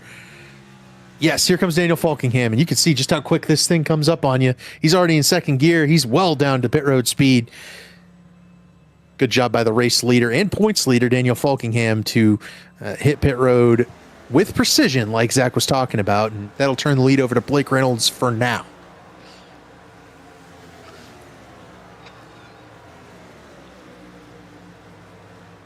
Good that we got that shot, though. It happened so fast heading on to pit road here at Indianapolis, and you could see just how many penalties we've already handed out. I'm thinking 8 or 9 speeding penalties. It's tough. It's in a long race like this, you get a lap down. A lot of guys have had that same problem. Plus, we've had a very long green flag run. Even a caution now doesn't help you, as Ryan Schold hits pit road a little earlier than I was thinking he would.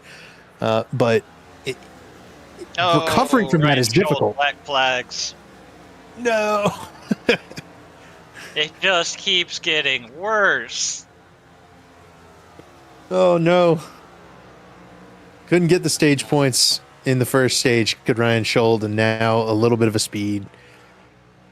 He straight up left the race. Ryan Scholl is done. Here's the replay of him entering pit road. Yeah. Because Oh, he piece also of the- hit the piece of the wall. And I was going to touch on that too. You know, not only do you have to get down to speed pretty quickly, but this is a narrow pit road. It's not the narrowest. Worldwide Technology Raceway is narrower still, but it just looks so claustrophobic when you're approaching this pit road, especially with that safer barrier that kicks out on the left-hand side before pit entry. Brent Jones may have smoked that entry. Yep, got it. He is- Oh, In his words, I regret to inform the general viewing audience I have sped on pit entry. Believe it, Brent Reynolds. Jones to still have a sense of humor in a moment like that, but not a good break for driver of car 89. Nope. Blake Reynolds down pit road. Johnny Thomas coming down. Johnny is also sped on pit road once already in this race. Worth noting, you can see it on the left side of your pylon there. Matthew Weeks is ahead of Daniel Falkingham for now. He did come off pit road with a slight advantage. Falkingham has already reduced that to nothing and is going to look to make a pass on this 11 car before lap 88 is completed here. Weeks across the line. It will be a lap lead, I believe, for Weeks. Yes, at the line, Matthew Weeks will jump onto the lap lead leaderboard. That helps for the points. Daniel Falkingham already well in control of this race. He is pretty much already locked up the bonus point for leading the most laps in this race. Oh, caution! I'm hearing turn 2. I do not see... There you have it. Yeah, Jesse Racema. That car has been ill handling from the first green flag run, and not unlike what we saw from Carlos Acosta and Ty McIntosh. And this car out of shape. It's going to slide back up the track and get another piece of the outside wall. And that will end the very long green flag run that included 2 full green flag pit cycles. With Jesse Racema in the wall, I believe that iRacing is going to give the race lead to Daniel Falkingham here. He was just ahead of Matthew Weeks at the time of caution. They were side by side when it came out. This will, I believe, open up a strategy for a lot of guys to take the wave around. One lap down that should be able to take the wave around. I believe Jaden Racema is going to get the lucky dog. If Josh I'm Adams- hearing this correctly, I'm sorry to butt in. If I'm hearing No, this you're good. correctly, somebody who may have received a huge break here is Brent Jones. Because if I'm understanding what I'm hearing correctly as we see the tally for Jesse Racema's, it sounds like because this caution came out, his penalty is now converted to an EOL. Well, he's the last car on the lead lap. He'll just line up behind some lapped cars. But more importantly, he would stay on the lead lap instead of Wow. certainly going at least 1, if not 2 laps down with a drive-through. Heck of a Again, break for last Brent car on the Jones. lead lap, he would have gotten lapped about the time he slowed down to pit. That's, earlier in the race, who was it that tried to stay out a couple of extra laps? Yeah, Gable? Ryan Gable stayed out a couple of extra laps because of this exact situation where if the caution happens to fall while you're under penalty, you stay out as long as you can. Just see what happens. Maybe it comes out, maybe it doesn't, but you get those extra couple of laps, and that's exactly what happens for Brent Jones. And then now you get the EOL. And that's right. Buy a lottery ticket later, Brent Jones. A fantastic and fortunate break for this 89 car where he will be able to stay on the lead lap and continue on. I'm also going to note that a lot of these guys are going to be able to take the wave around, and we are going to see some pit stops. Ethan Burrell and Ethan Stanley had to come down pit road and get caught back up with everybody else. They were not going to be able to maintain that strategy. This is a big break for them as well, where the caution comes out and keeps them alive. A couple guys who did get speeding penalties and stay in the lead lap: Trey Holmes, Trey Eidson, Garrison Hogan, Josh Chin, all get to catch back up to the race leaders. Ryan Gable is another one who served a pass-through penalty and stayed on the lead lap. A big break for a lot of those guys. You saw Jaden Racimus get the lucky dog there. I was noting the guys who were going to stay out on the wave round, but so many guys stayed on the racetrack anyway that Right. those guys are not going to get to wave round. So Johnny Thomas, Jared Rexing, Josh Adams, Kurt Gibson will be fighting for the lucky dog if another caution were to come out. And Zach, I've done enough of these races that I've seen a long green flag run. And everybody says, man, I couldn't pass anybody. Right. But you stacked me up next to all of them. So I got to make as many passes as I can before we get strung out again. And they make some moves that maybe you shouldn't make, and we get a rash of caution flags all back to back. To top that all off, we also have a ton of guys on slightly fresher tires than anybody in the top 10. So you've got a tire difference and craziness. Right. Yes. I think a couple of guys who might, and we'll have to see what the damage is literally and figuratively here, but guys like Jesse Racimus or Ray Bracey that were absolutely out to lunch with damage. Now that they finally have a caution to get that fixed, they're still 2 laps down, but maybe some of these guys get their lap back one way or another here. You dodge a couple of cautions, maybe you get a lucky dog down the road. They might be able to salvage something and claw their way back into this if they're able to get a decent amount of damage fixed that makes the car at least competitive. We'll wait and see on that. There's a lot of ifs in that sentence, but now you're saying there's a chance. Ray is coming off pit road right now. Paul is going to go a lap down, fixing the damage. There must be a lot of damage on the 77, or he was just asleep because he just came off pit road right now. He's not going to make it out of pit road before the pace car. So Mikolajczyk will join the cars 1 lap down. Man, some of these guys are putting it really close. Jaden Racimus may or may not have even gotten off pit road before the pace car. That was a Lightning McQueen level moment there for Jaden Racimus. He's in the lucky dog. I think Racimus had a minimal pit stop. Unless he had some damage he was also fixing. But Jesse Racimus most certainly did not get off pit road before the pace car. Neither did Paul Mikolajczyk. Yeah, it looks like Jesse is having to wait here.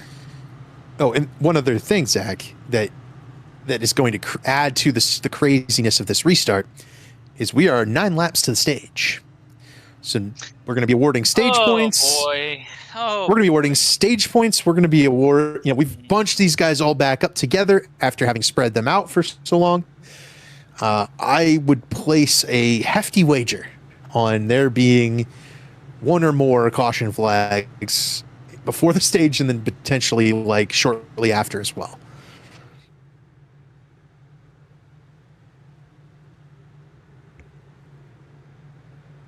Well, here we go. Daniel Fulkingham is the race leader. Matthew Weeks sits second. Chad Frankenfield third. Gavin Hibbs fourth. That's about how they've run the last 60 or so laps. Jonathan Cutlip is fifth. Blake Reynolds has risen to sixth, and that is a car that can definitely challenge Daniel Fulkingham for this race lead if he can get it through this traffic. Tyler Fody sits in seventh. Scott Crump is eighth. Caleb Pecumer ninth. Jordan Owens 10th. Those cars did not pit. Ethan Burrell, Ethan Stanley, Austin Abnett, Corey Abbott. That top 14, those guys, everybody Burrell on back has 4 fresh tires as we get set to determine the outcome of stage 2 here in the Brickyard 400. A reminder, we will not be throwing a yellow flag at lap 100, but we might get one well before that. Green flag is back out. Daniel Fulkingham on the loud pedal with a solid restart. Chad Frankenfield is going to pull through. Matthew Weeks is going to be fighting Chad Frankenfield for second as Fulkingham gets into the clean air and pulls away.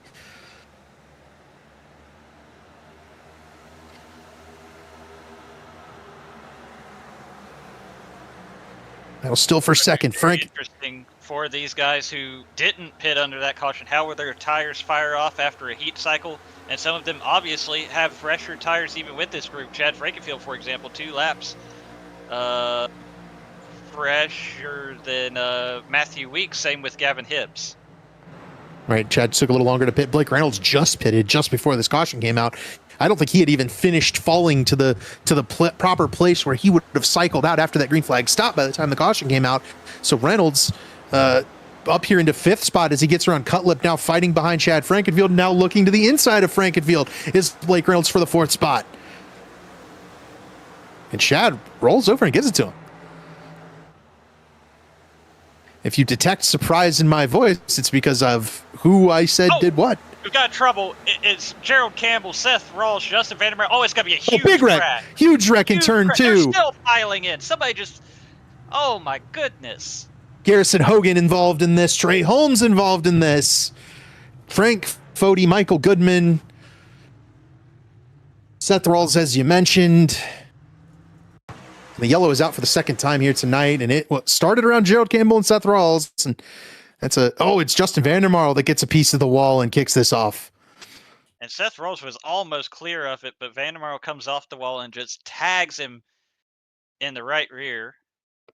And then they're going to get into turn 2, and I don't know how this. We're gonna have to watch the replay here to see how this grew to become a huge. Oh, they just they all end up in the same piece of real estate trying to miss the crash, and that's got a block right in the middle of the racing lane on quarter entry. Oh my goodness! Josh Chin and Trey Eidson barely sneak through. Hunter Smith involved.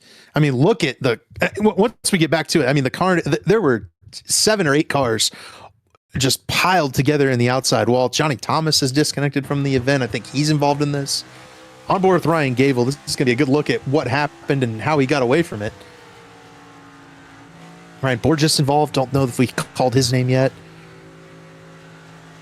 Eidson, Shin, and Gable really got kind of a perfect storm that this thing went sliding up above them.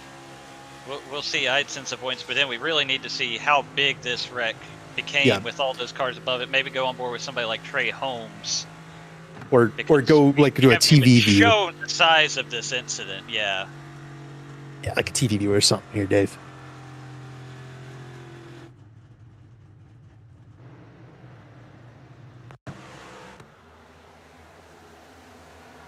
So Vandermarl gets the wall, comes down and collects Seth. And you can see that those guys all crash together. We've seen that a couple of times. And then watch as this thing shuffles all the way up and into the outside wall. Johnny Thomas ends up in it. Kurt Gibson, it gets a piece of it. 1, 2, 3, 4, 5, 6, 7, 8, 9 cars piled up in the outside wall there.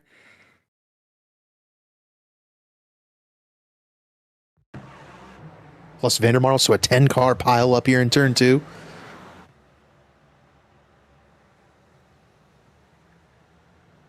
Oh, man, look at that.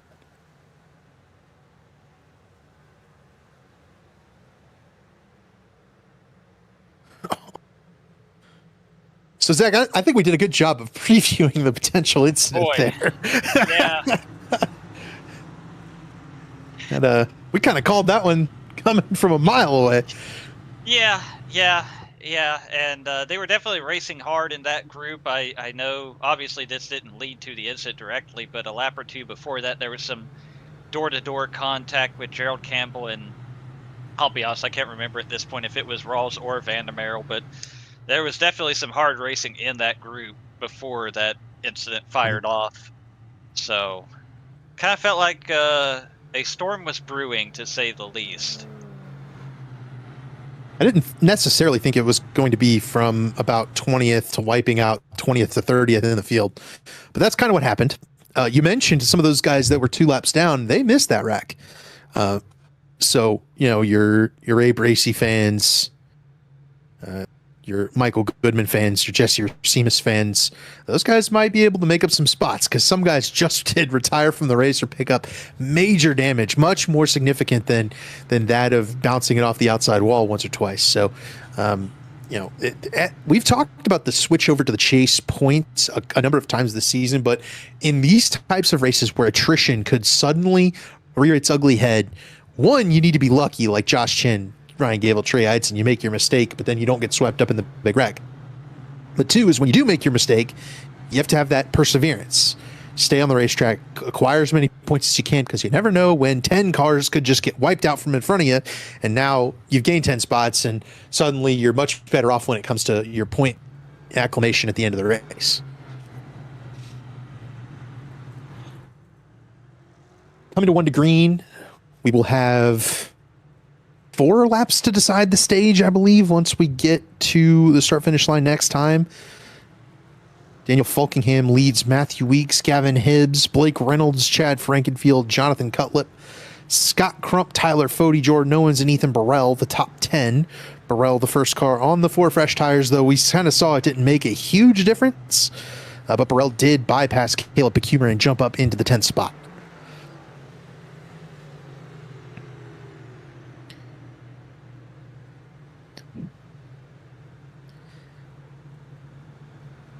I mean, you can see the field looks a lot smaller because a lot of people were on pit road repairing damage.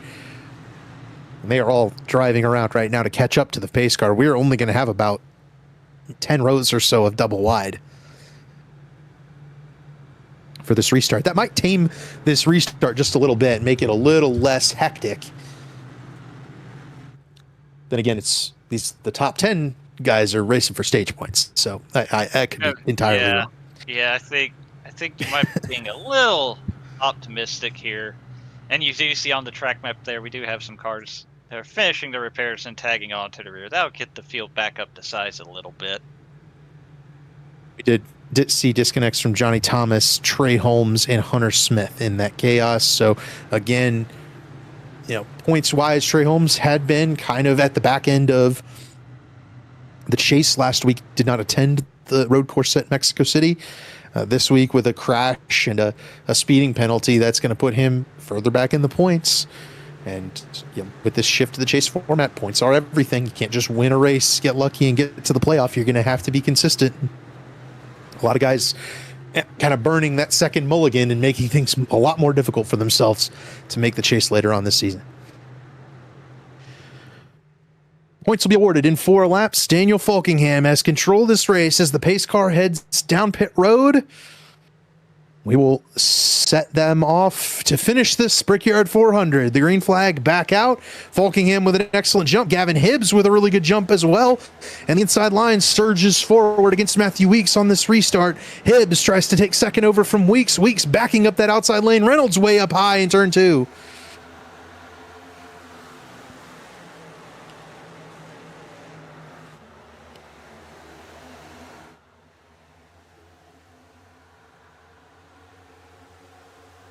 Ethan Burrell kind of lost out right there. I think he might still be in 10th, but I know he's falling back. Ethan Stanley got around him. Chad Frankenfield still trying to get underneath Blake Reynolds. Jonathan Cutlip to the outside of Frankenfield. That's a battle for 4th, 5th, and 6th. They line up and sort it out. Tyler Fody in behind Scott Crump. Jordan Owens trying to grab some stage points. Ethan Stanley surging on the outside with 4 fresh tires. Oh, crash. It's Daniel. Josh Chin. Josh Chin is wrecked down the back straightaway. That will be the stage right there. I don't know who else would have gotten involved in that. It looked like it was just this 93 car. That's probably going to be the stage here. Yeah, for sure. It's like he got a little piece of Daniel Gore right there and then got a little loose underneath. And gets Ryan Gable. Yeah, with Trey Eidson and Ryan Gable behind him, there was just no room to get it back underneath him. We'll have to maybe rewind that just a little bit more to see if there was contact with Daniel Gore on the corner entry there. Okay. We're a little ahead. Yeah. Turn 3 is probably where we needed to be there. It's funny because these couple of guys right here, Chin, Gable, and Eidson, have both encountered speeding on pit road and also have dodged that big wreck. So you would have thought maybe they would be, they're not going to try to push too hard here. They're kind of counting their lucky stars. They're even still racing. Oh yeah, see, Chin got loose. You get the white. Want to go low here at Indy, but I don't believe you want to hit that white strip. But I think he saw Daniel Gore slide down a little bit. Not too low. I mean, Ryan Gable was right there in line with him, but I think maybe Josh Chin was worried he was about to lose that inside lane there with a big move to the bottom from Daniel Gore. And the slightest reaction can really upset these cars, especially at mid-corner like that. On board Josh Adams, who was trailing behind this wreck a little bit. There's the smoke. Car sideways. Everybody sneaks down to the bottom. And Adam's able to avoid. Josh Chin does get the tally for causing the yellow. Did we get the tally? Oh, no, it was Vandermarl who hit the wall in the last one. That was pretty easy. Yes. And Chin has been assigned the tally for this one. So we are caught up on all of that. Jared Rexon gets the lucky dog. He will get back on the lead lap in 29th.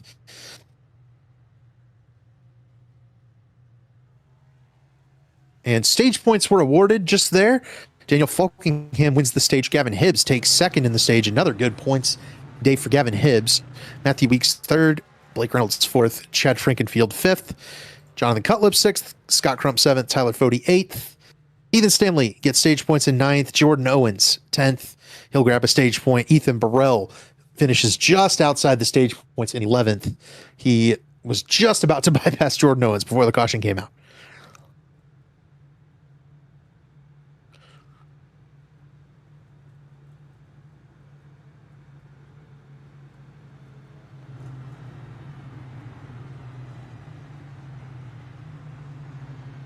So why don't we throw it to commercial here for the second time. We'll be back for the restart for this Brickyard 400.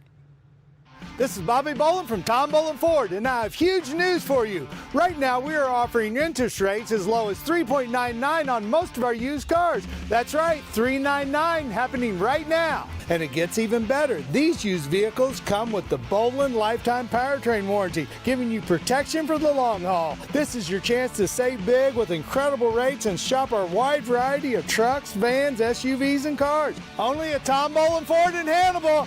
Heck of a deal, eh? Blue Egg Marketing. Rev up your business with Blue Egg, your marketing pit crew.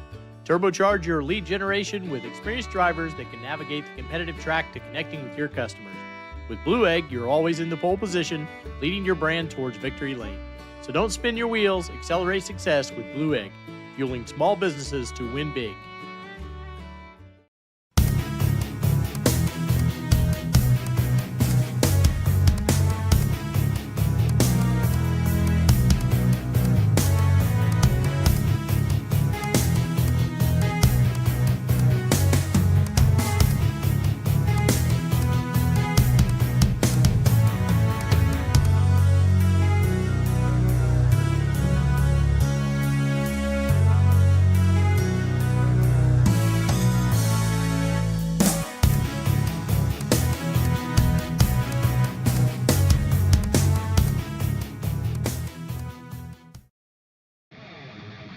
The Lucas Oil School of Racing. Simply stated, we are the professional ranks where the quality of the equipment often dictates the outcomes, and all of our cars are designed to perform and race as close as humanly possible. None of our competitors will have an advantage from engineering tactics. Rather, you will compete on a completely level field with a score of immensely talented up-and-coming drivers, all pushing each other to reach their new heights in their respective pursuit in becoming a professional race car driver. Every year, our top-performing graduates move on to the professional racing ladders of IndyCar, F1, and IMSA. Whether drivers compete in 1 or 2 seasons of our series, when they are ready to move on, they are ready to move. The training you receive in our school is an unmatched, unforgettable, first-class education combining the very best racing instruction and education. Welcome back to the Brickyard 400. We're working our 4th caution of the race after a spree of yellows following a very long green flag run. Stage 2 is complete. We will finish this out this time, 60 laps. Here for Daniel Falkingham, who has control of this race and heads towards the restart zone, flanked by Gavin Hibbs and just in front of Matthew Weeks and Blake Reynolds. The green flag is back out. We are racing once again, and Daniel Falkingham with a fantastic jump once again. The leader really just has a huge advantage in this series, in this car with this rule set. And Daniel Falkingham to the lead, Weeks to second, Gavin Hibbs back to third. We'll see, can these guys get singled out, or is it going to be another hectic restart? Right now, still plenty of 2 and 3 wide further back in the pack. As we look at this battle here, that is Blake Reynolds in 4th, Chad Frankenfield in 5th, side by side, Jonathan Cutlip and Scott Crump behind them. Ooh. I thought for sure there was about to be contact between the 90 and the 15 there. There was not. It wouldn't have been the first time this season. No. Yeah, no. And they've already had a couple of conversations with each other tonight. It would have been big. It would have been big. I think Scott let out of it. He might have, I don't know if he cut Chad a break necessarily, but I think he cut a business decision that was, hey, I don't want to wreck us both right here. Austin and Abnett just got a big piece of the wall. Oh, man. Huge hit for Austin and Abnett. He's going to be falling well back in the field here. First time at Indy for Austin and Abnett. He missed turn one and got way up the track and got a piece of the wall. That might really hurt that car for the remainder of the race. He's running 13th before that contact, and he's already fallen back to 16th or 17th.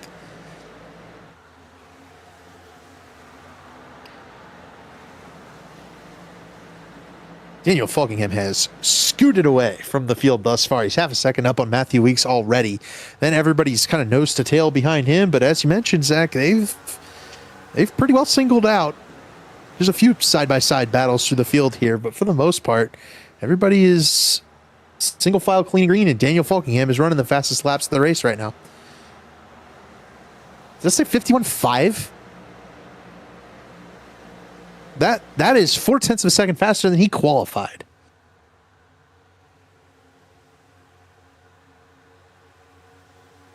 Set pull at 51.914. Yeah.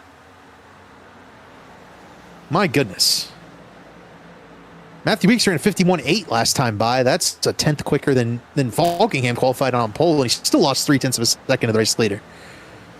I will say, we're getting later in the day. And I mean that in sim, not obviously that's 9:30 p.m. here in the Eastern time zone. Track temp, especially with those cautions, giving the track a little bit of time to cool off, has dropped to, it was 92 when I started this sentence, it's ticked up to 93. Still a good bit cooler than we were seeing in the midst of that long green flag run. Yeah, it's going to, I think, probably warm back up if I'm understanding that correctly. And I would imagine. Trey Eidson able to recover up to, I believe that's 12th place going around Caleb Becumer. 13th. Therefore, Eidson in front of Becumer. I did want to shout out Caleb Becumer. Last week picked up a top 10 in Mexico City and running inside the top 10 and 15 throughout the day today. Lost yesterday's race in a photo finish to Ryan Borges. He's really putting together a good season, though. If we pull up those points, I do believe Caleb Becumer's name is in the chase as we run. And I'd have to get it verified. We don't have all the way to 15th. I believe he's like 14th or 15th in points. But he's really having quite a good season thus far. And Gavin Hibbs just got a piece of the wall. He's going to lose third place. But a good run here on day for Caleb Becumer. Didn't pick up any stage points in either stage. He finished like 11th to 12th in both stages. But it's still indicative of a quality start here tonight. Becumer's 12th in points. There we go. He literally won off of our graphic there. Literally 1 point off the graphic. He is 1 point behind Scott. I will make it to 15. It's all good. I didn't know how deep we were. I mean, since we're taking 16 to the chase, it's probably good to go to 16. 16 it will be. We could scribble down the note and make that the adjustment the rest of the way. For this week, 16 would have been great because you know who would have been the first name off the list? Chad Frankfield? You got it. He's going to be in the chase this week. A good run thus far for Chad Frankfield. Don't say that. Don't say that. Well, he's already picked up tons of stage points, and he's running 5th right now. We'll see. We'll see. Austin and Abnett kind of holding up the field a little bit with that crash damage from hitting the wall. But I think Gavin Hibbs got by him, and he's gone back around Gavin Higgins. It's not Hibbs. Hibbs is up in 4th. I'm telling you, those two, man. I swear. Yeah, they're not even close to each other right now. So the name, though. The name is close. Mm-hmm.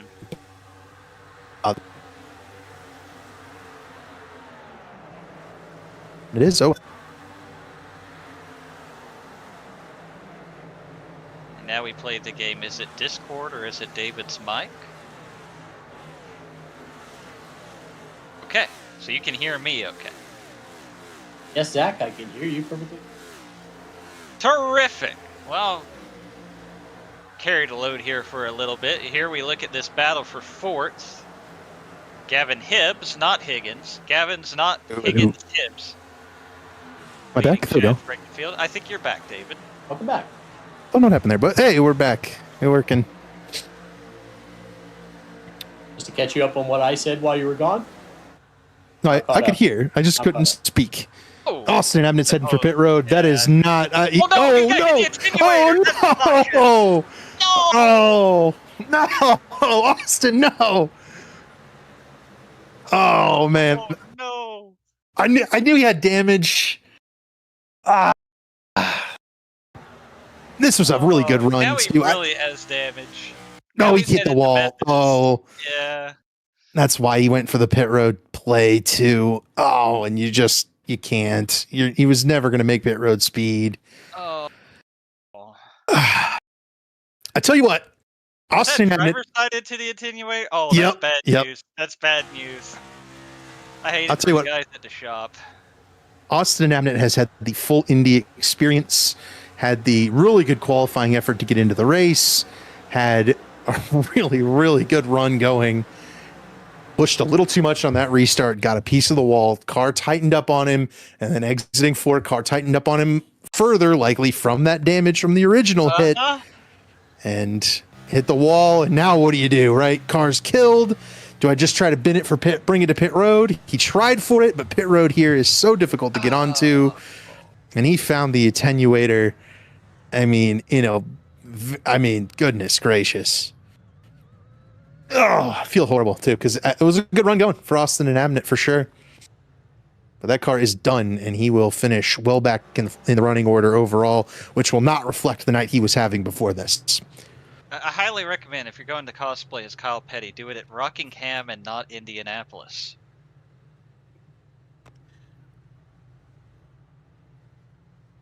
I mean, that was No way.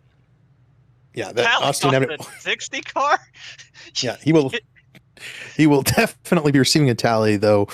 It will be one of the we'll call it a self-spin variety. It was more of a self-inflicted variety. How about that? Boy. No one else was caught up in it.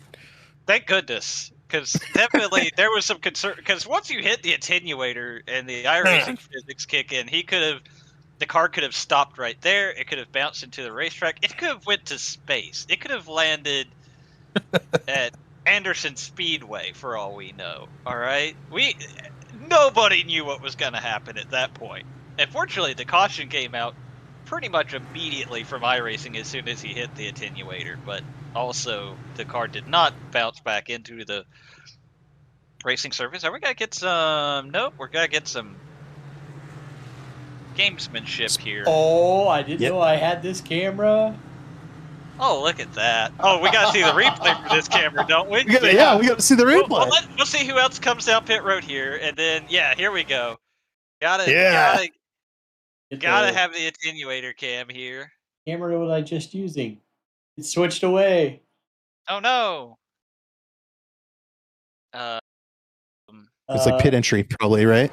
Yeah, there we go. Either pit entry or attenuator. There it is. Here it is. Oh my goodness, here it is. Oh. Oh It looked unfazed. man, Bother it. that thing's not going anywhere. No, took it like a champ. Yeah. Sorry, Austin. Scott Crump is the first car that came down pit road under this cycle. He led teammates Tyler Fody and Caleb Becumer down. They will restart 15th or so, it looks like. I'm trying to get Austin to come over for an interview. We'll see if he responds to my message. Man. Probably got a Yeah, he's definitely a guy. He's in the tent right now. He might be in the medical center for a little bit. I personally am looking forward to the sound effect that Bojo adds to that. Yeah. Please do make sure he's been starting to add doinks to when cars hit the wall on the Quick Shifts episodes. And if you're watching and you're going, what the heck is he talking about? Ray Bracey creates a little, call it a compilation of the crazy and wacky moments from each race, edits them together with a little music and the driver audio, the chat audio. Sometimes adds our broadcast in there, but a lot of it helps us, hear what those drivers are talking about in the moment. And then he adds little funny bits and pieces to it to make it entertaining, uploads them to his YouTube channel. It always ends up retweeted by the official Elite Racing Twitter and on other various posts, but do go subscribe to Bojo Racing on YouTube and look out for the next couple of quick shifts, because this one especially is going to be quite entertaining with a few of the incidents we've had tonight. He might have like a bowling sound for that big wreck in turn 2. And I'm thinking a big cymbal crash might come. Yes. Yep. The Wii bowling strike, perhaps? Yes, Yep. that's it. That's what I do. Yeah. Because everybody kind of Nice throw! Nice throw. We had Super Smash Bros. Entered the chat last week with our current race leader Daniel Fulkingham. So he listened. Let's go. We're coming to green. So no, we're still. We're going. I'm bringing him. He's out of the infield care center. We got Austin and Abnett. First of all, Austin, are you all right after that? I mean, my goodness. Dude, I think my left shoulder's broke. I mean, Yeah. So it just snapped on me out of 4. Yeah. Did he get damaged from the wall hit on the restart there? Because it looked like you got a little piece of the wall and that might have tightened the car up and kind of led to this one. Yeah, so I hit the wall. It was slight wheel damage, and I was just going to ride it out. And then later on down the road, coming out of 4, it started to affect me a little bit more, and I got a little loose, went to correct it, it overcorrected, smacked the wall, and I was just going to shoot it down pit road and not bring out a caution or anything, and I locked up going into pit road. I don't know why I thought I could even get down to the speed that I was supposed to get to.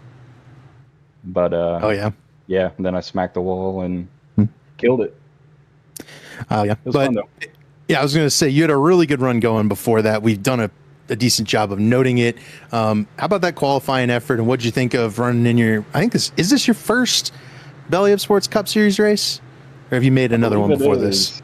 Yeah, I attempted the 500 earlier this season and was in the duel, and I think I finished 7th in the duel, but it wasn't high enough. Another open car finished higher. Yeah, who was that? Who could that have been? Oh, I'm sure it was probably Falkingham or somebody. It was me. Or David Westergreen, maybe. Yeah, it was me. But I got the pole and everything. So good run. Obviously, congrats on making the race and having a good run out there. But we'll send you off now since we're back on the restart. Any shout outs for us before we send you back? Yeah, shout out to all the Lake Norman guys. Shout out to you in the booth, Chad for putting the league on, and shout out Belly Up. Sounds good. Thanks, Austin. We'll hope you make a couple more of these races for us, and we're interviewing you in the winner's circle instead of the infield care center after a violent wreck. I'm going to attempt the 600 in a couple weeks, so we'll see how that goes. Sounds good. Thanks, Austin. Thanks. Back under green flag racing, we've got Daniel Fulkingham taking the race lead. He and Blake Reynolds had a little back and forth on the restart. Ultimately, Fulkingham able to retain the lead over Matthew Weeks, Gavin Hibbs, and Jonathan Cutlip. Chad Frankenfield has fallen to 7th, lost that to Ethan Stanley. Stanley has 4 fresh tires as of, I think, like the lap 100 caution. So there's still a little bit fresher. Oh, Daniel Gore is around. In turn 2, we got a piece of Scott Crump. Gore hard in the wall. Crump is around. Gable around. Pecumer is in the wall. Rawls is in it. Rexing. Kurt Gibson around. A huge wreck again in turn 1 and 2. And it started with Scott Crump got a piece of Daniel Gore. Scott Crump immediately apologizing on the radio. It looks like from at least the start of that replay, he may have broken traction going through turns 1 and 2, slid up the hill, tagged Daniel Gore. And I think they almost had it gathered back up, and then there was that second bit of contact that turns A, Daniel Gore into the wall, B, Scott Crump back into traffic. That's where he collects, I believe that's Jared Rexing, as well as Ryan Gable, Caleb Pecumer. The track's going to just be completely blocked at this point. Seth Rawls gets collected in it there. But I think otherwise that's when the bottom opens up. Ray Bracey and Kurt Gibson are going to be able to slide to the inside here. Nope, Kurt Gibson's going to get a piece of Jared Rexing there. Oh, yeah. He had done everything right. Kurt Gibson had done everything right to miss that, and it just couldn't quite get out of the cave in time before the boulder got him. On board here with Bojo. Just behind Caleb Pecumer and some of these guys. All these guys are involved in the wreck right in front of him.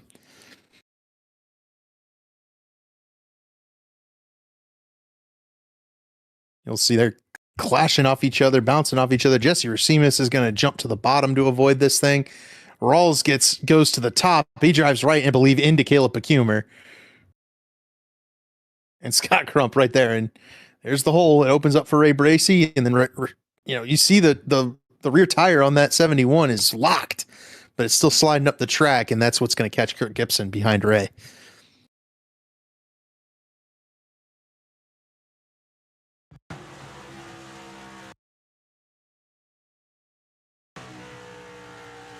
On board with Kurt.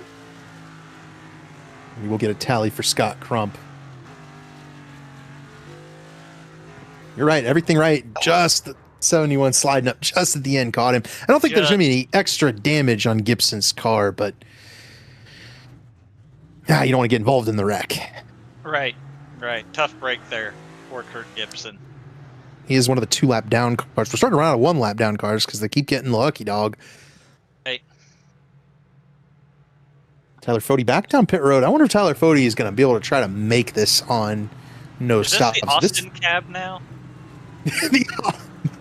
the Austin Cam. Austin Cam.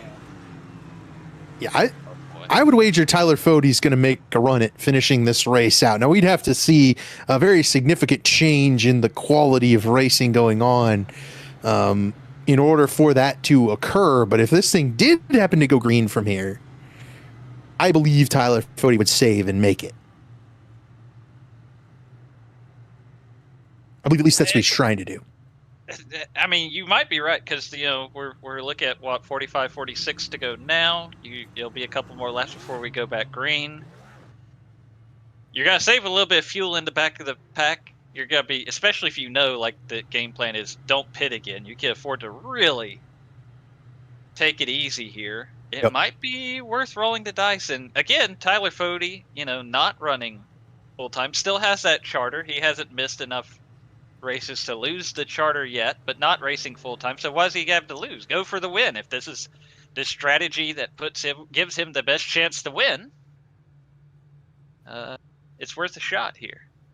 Yeah, I agree with that. Insane to see. I mean, you see, he's even with pitting there 18th, so it's not even like he's falling to 30th or anything like that here with this strategy, because we have so many cars that have either fallen out of the race or are laps down.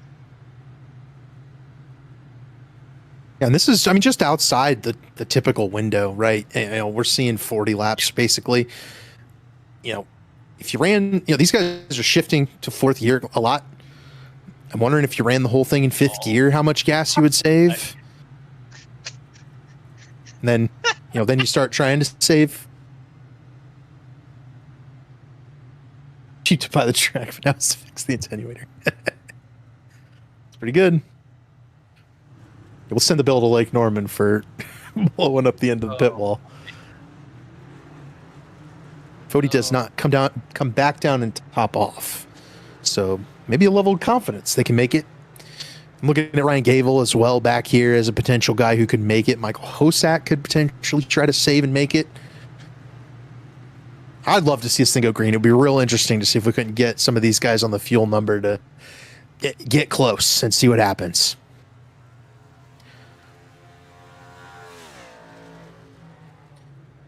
Daniel Falkingham is the leader. He'll be flanked by Blake Reynolds, who has risen up from 44th starting spot up to second. Then it's Matthew Weeks in third, Gavin Hibbs in fourth, Jonathan Cutlip fifth, Ethan Stanley sixth, Chad Frankenfield seventh, Jordan Owens will restart eighth, Ethan Burrell ninth, Trey Eidson 10th. We've given Eidson a shout, but I do want to shout Jordan Owens. Picked up a stage point in our second stage there, and this is, I believe, his first race of the season there for Fueled Up Racing. He's had a very good night. He is typically pretty solid here at the Indy 500, the Brickyard 400, but the Indianapolis Motor Speedway, because I believe he won the Elite Indy 500 one year, if I'm not mistaken, or maybe the pole for it at least. Either way, he races those Indy cars on Thursdays. He's pretty good at this Indianapolis Motor Speedway. Ryan Gable and Tyler Fode are holding up the outside lane. They are definitely keeping those cars turned off as long as possible right here to try and make it to the end on fuel.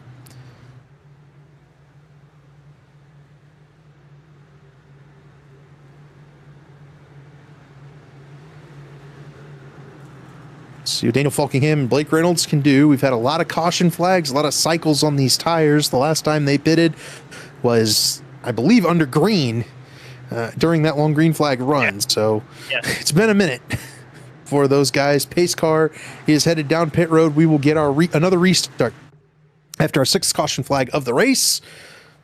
Falkingham heads into the restart zone there and gets on the loud pedal. We are racing once again. Another Reynolds tries.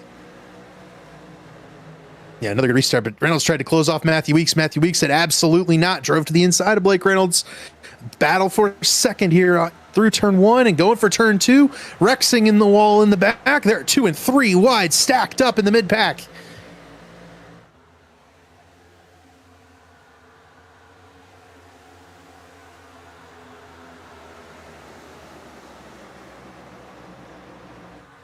They've evened out everything but second.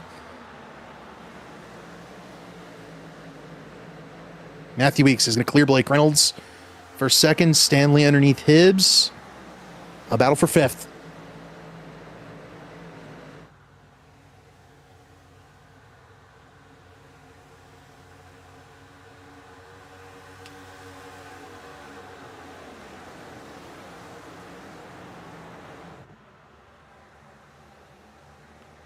Front 10 or so have singled out. Zach, I'm seeing a couple of battles. One in the wall. It might have been Tyler Fode. I think that was Tyler Fode. That's not what you want to see if you take that strategy. That's not going to help the fuel save. Yeah. No. Higgins inside of Adams. Adams way up the racetrack. That's too high. Gavin Higgins will take that spot over. Carson looked too damaged for Fode, but we've seen that wall hit create some big-time damage throughout the night. They're singled out, though I'm not seeing that 0-1 or that 40 saving any fuel. Especially if Fode caught the wall coming off turn 2. You'd think he'd be rolling it a little, trying to keep that car under him.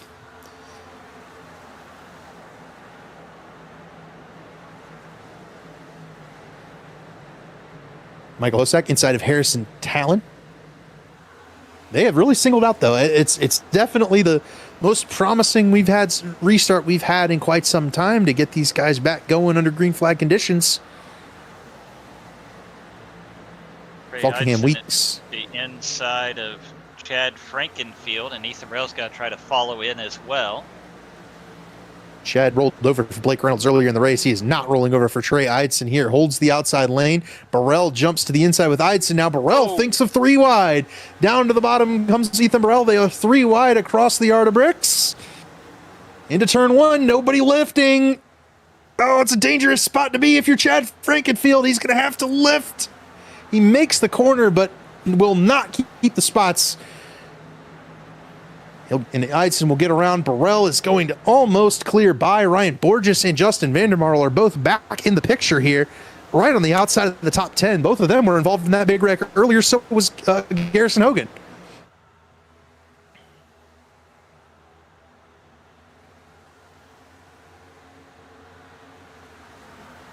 Well, there's Vandermarl on the wall once again. Yep. That'll cost him at least 1 spot. Hogan to the inside of Vandermarl and swings on by for 12th. Here comes Burrell back after Chad Frankenfield. This again, a battle for the 9th position. Burrell has that fender alongside, dumping a little air onto the spoiler of the 15 and got him up the track. We've seen that be a problem spot, but Chad's really quite good at Indianapolis in the sense that he can run that outside lane and kind of not hit the wall, but it's not faster. And Ethan Burrell's to the inside now, but Chad's going to have the drafting help from the Ford of Ryan Borges just behind, and Borges is going to try to take over that 10th spot from Burrell. Yeah, everybody's lined up behind Chad in that inside lane. This conga line that is formed while this battle is brewing. And now... Oh! Chad's pitting? All right. Chad down pit road. Locks it up. I think he he got made it. slowed down in time, yeah. I'm here for an interesting strategy, but I don't know if this is going to be the one that would capture my attention.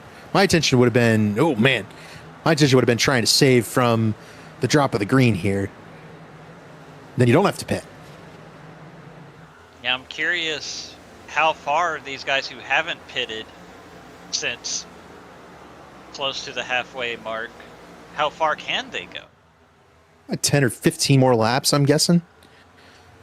I know we've had a lot of cautions, but we'll see. They're all going to have to pit, For sure. with the possible exception of the guys who pitted under that last caution.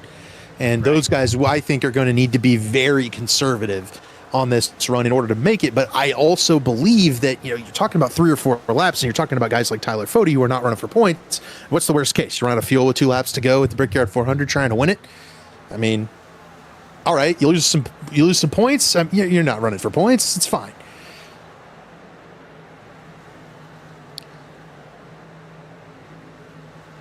Michael Hosak, I mean, what's he got to lose? Save. Maybe you end up picking up a Brickyard 400 victory. Maybe you run out of fuel and finish where you're running anyway. Right. And I guess I'll also say, hey, if you're Chad Frankenfield, why not pit as soon as the window opens? It's not a terrible idea. It gets you out of the fray. You're kind of on the outside of people over and over and over again. Get in the clean air, get some fresh tires on the car, go put down some really good laps in that clean air and see if you can't make up some time, pick up some extra positions. And then you can stay out if everybody else pits and then say the caution comes out right now. Well, Chad Frankenfield stays on the racetrack. Right. And then he's in the race lead. So it's a fine strategy from Chad.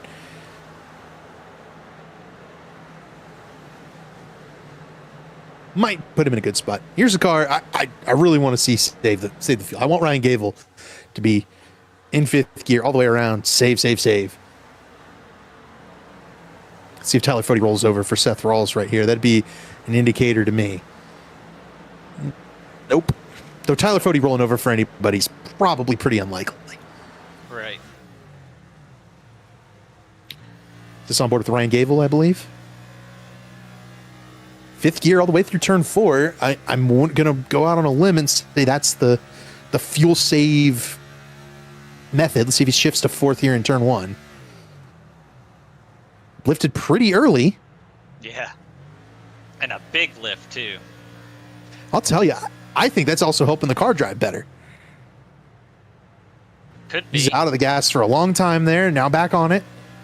Let it get nice and settled. He's not only is he going, I think he's saving fuel and going a little bit faster. He's going faster than these guys in front of him. And Michael Hostak's up there.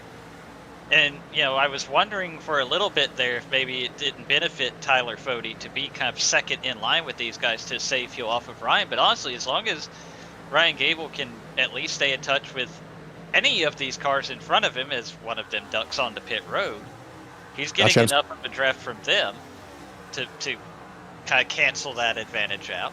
As you said, Josh Adams, the driver on pit road. Matthew Weeks has also hit pit road. That is another, he's going to fall back there with Chad, but that's fine. Weeks was not gaining on Daniel Falkingham, but, he has been able to stay in touch with Falkingham through those pit cycles. That could potentially be something that helps Matthew Weeks overcome those last couple spots that he needs to pick up his 3rd straight Brickyard 400 victory. Now Blake Reynolds is the car chasing Daniel Falkingham. I said earlier in the event that I thought maybe Reynolds had something for Falkingham, but right now, Reynolds got up to 2nd and 3rd and has not been able to challenge Daniel Falkingham. This 39 car has been on rails from the get-go, and the only thing that could stop him at this point is somebody saving fuel from that caution flag in this race going green to the end. To me, that'd be the only way at this point that Daniel Falkingham could lose this race.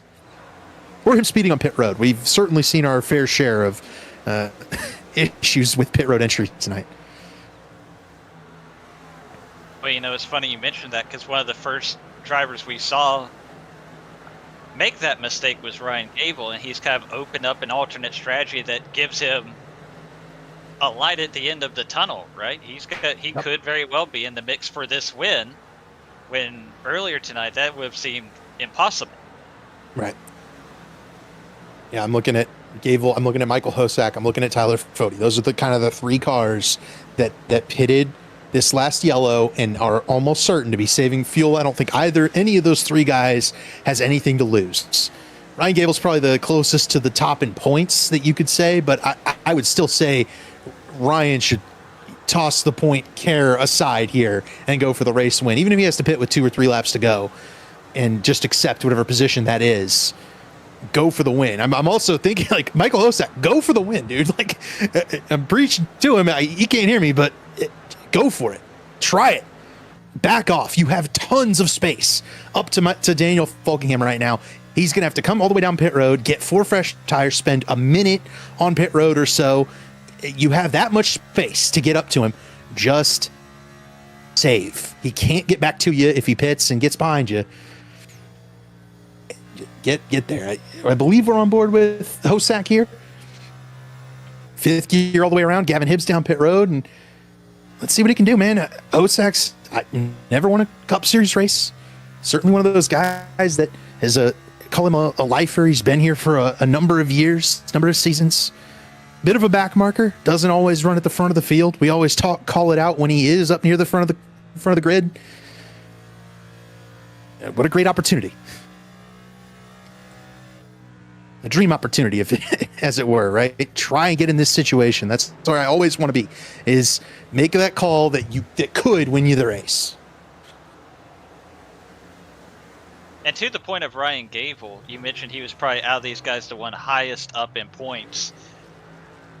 So almost surprisingly, even to me, he's 14th in points, which doesn't sound incredible, but you look at his stats this season, he had, a little bit of an issue at Daytona, but who didn't? And then he's rattled off back-to-back top 10s these last 2 races, and they've been very quiet. We haven't spoken a lot about him at either of those 2 races, but if he can add another, even just a top 10 finish, if he can stretch the fuel enough that even if he doesn't win the race, if he can just salvage a good top 5, top 10 finish out of this deal, that's good. He's really starting to put together a solid little start to this season from a guy that we're used to seeing being a little bit more boomer bust.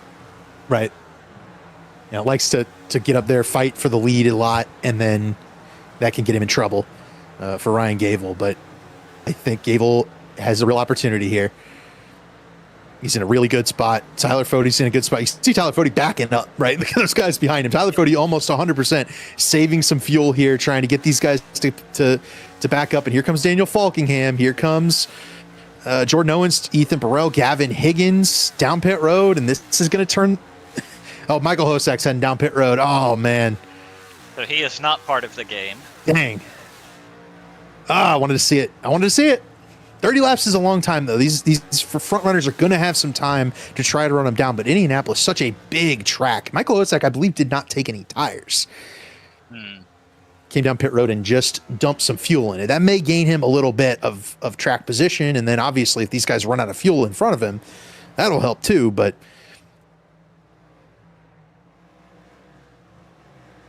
we'll see what happens here. I'm very intrigued. This is perfect. Blake Reynolds on the apron here, heading for pit road. That'll turn the lead over to Ethan Stanley. That looked about as good as it can get on that pit entry for Blake Reynolds. Yep. Trey Eidson down pit road as well. Seth Rawls, Caleb Becumer.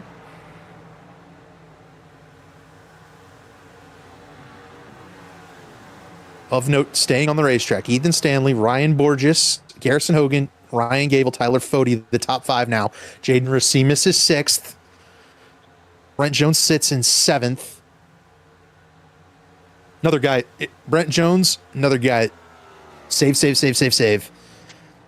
And remember, he was maybe the only one of the few that came down on that second time under the caution to get just that every little bit, that extra drop of fuel into car 89. Could be the difference. Could be the difference. It's a long way. There's a long way to go. Those front runners are going to be bearing down at some point. Let's see. Scott isn't a front runner really anymore. I mean, Daniel Fulkingham is 30 seconds behind Tyler Fode. Ryan Borges on pit road. Yeah, man, I love it. I love that this race has come down to this. It feels exciting. Very 2011 Brickyard 400. We talked about it earlier, so I get to bring it back up once again. Josh Chin running the Menard car. When Paul Menard won this race, it was a fuel mileage race where Menard was able to save fuel, outlast Jamie McMurray, Mark Martin, a couple others. Jeff Gordon had the fastest car, got all the way up to his back bumper, but that's when Menard realized they had enough fuel and were able to turn it on and hold Jeff Gordon off. And it's funny you mentioned that because I'm not sure you will find a bigger Paul Menard fan in the Belly Up Sports Cup Series than Ryan Gable. Yeah. That's awesome. I don't know. I don't know if you're aware of that. That I might be leaking some classified information there, but he has almost every race win diecast from the Bright Yellow Fella. Yeah, no, I've seen the Menard's diecast collection. We've talked about it a time or two. But yeah, Ryan Gable, a big Paul Menard fan, and certainly tracking towards the ability to put together a race not unlike what Paul Menard was able to put together back in 2011. He's got Tyler Fode, teammate, there on strategy as well. And these guys are going to be backed off for these 27 laps, but there's a 30-second gap, and Folkengham's going to have to be making up a second lap on these guys in order to get up to them. And Ryan Gable's running 53.2. Folkengham ran a 51.9. I mean, that is about a second a lap. But Folkengham's tires are going to wear. That number will raise. To pass him. Right. Yeah. And he's got to contend with 2 Lake Norman cars, not just one. Yeah. The gap will come down, but will it go all the way down? We will see. Folkengham is off pit road first among the cars that were kind of in that first group, of course.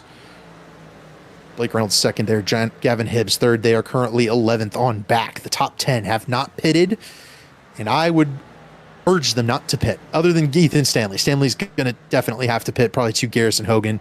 Here comes Ray Bracey. He's a couple laps down. Talon will also. His last stop was at 109, not 115. Yeah, Harry's going to have to pit as well. It's unfortunate, but you might as well run up here in the top 10 if you're Harry, right? For sure. Anytime we're talking about Harrison Talon for a reason other than Harrison Talon has brought out our latest caution, it's a great time for Harrison Talon. That's right. Yet Brent running in behind Tyler Fode right here. Paul Mikolajczyk in there as well. And that is a trio that I believe should be on that hard save. Harrison should not, right? We talked about it. He's got less fuel than these guys. Ethan Stanley heading down pit road, got on the binders big time.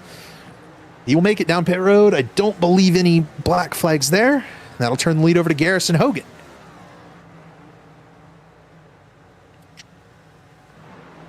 Second will be Jaden Racimus. When was Jaden Racimus' last hit? 114. He was part of the group that pitted under that last caution. He bypassed Ryan Gable, though. He's running a little bit faster than Gable is right now. I'm not convinced. I mean, maybe he's saving enough, but he is the leader of the Save Brigade, or what we're calling the Save Brigade at the moment. I'm not entirely convinced he is saving, but we will see. Right. I don't know that Jaden is saving all that much either. Gable is certainly saving. That car is definitely well out of the gas. He's backing up his corners. He's trying to make sure he has enough fuel. Maybe go on board here with the one car and get an idea. Yep. Nope, he's not. That's gotta pull the Ryan Gable stuff. But hey, how about Jaden Racimus, right? Running second right now. Has every opportunity to make it to the end, though we are not certain this one car is saving fuel. We'll have to figure that out. It really doesn't want you to do the thing we want it to do, huh? Yep. There we go. Yeah. I'm pretty sure I briefly saw 4 on the screen right as we took that camera. We'll get another look here into turn 3. The upper right of that screen would be your gear indicator. Maybe not. Maybe I was mistaken. Definitely. He's keeping a lot more RPMs up. You see that? Yeah, right. In fifth. But you're seeing those indicators there, the green, the yellow, the red. Everybody is now a Paul Menard fanboy. I've started a trend, I fear. It's okay. There's a lot worse drivers to be a fanboy of. Yeah, I would say he is Stuff. keeping it in fifth, but I would say he's not not saving saving as much. Ryan Gable. I think it's got to take a pretty heavy fuel save to make this work, so I'm not sure. But okay, let's if you get the caution at a good time, you want that track position, it might work out for you. We'll see how this plays out. I don't want to say, oh, Jaden Racimus is making a terrible mistake here. Right. And it's not a mistake if you're Jaden Racimus, right? Once Garrison Hogan brings it down pit road, Jaden Racimus can take over the lead of the race, pick up a lap lead. He can run this thing dry, see what happens. Yeah. What's the worst that happens, right? You finish back in the field. That's where he's going to finish anyway. Take your opportunity here to run at the front of the field and get some experience. Obviously, he's probably not going to make it. He's not among these guys that we think could make it. But that's okay. Let's grab a word with Daniel Gore, who was the victim of our latest yellow flag, and bring him to the booth for a quick interview. And Danny G, it's David. You got me? Yeah, I got you. Got a little contact there with the 90 car. Take us through what happened and kind of how your day went. Well, we already started on the back foot with a paint violation by no one's fault at all. We had to update the schemes for the new Ford logos, and for some reason, even though the banner was on there, it did not show. So started at the tail end, made way through, got involved in one wreck, ended up with another, and yeah, we're here. After a good week last week, but overall the season's been kind of frustrating on your end. I guess looking up that we can do to make some positive takeaways going forward for you? Well, the first way I could get some positive takeaways is not getting ripped by people that honestly I expect better from. But I haven't looked at the schedule going forward, so I have no idea what's next. I know we don't have an off week for a while. I think it's the dirt race next week. It is. Then that'll probably be my next best shot to do something. It's something I've had to learn, but it's not a bad form of racing for myself, so we'll see if I can maybe do something there. Gotcha. Any shout-outs here for us before we send you off tonight after this disappointing result? Cam, obviously. He always runs me through these races.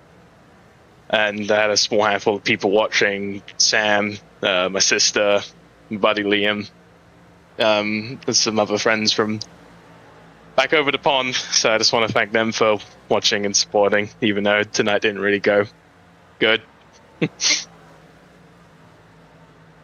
Sounds good. Well, tough break. We'll look forward to your attempt next week on the dirt. I've seen you run dirt. I know you're pretty good there. So we'll see if you can't make a good run for it. Appreciate it, David. That's Daniel Gore, driver of the number 69 for South Shore Racing. And a tough one there this week is Paul Mikulashik and Harry Talon are having some fun time around Ryan Gable.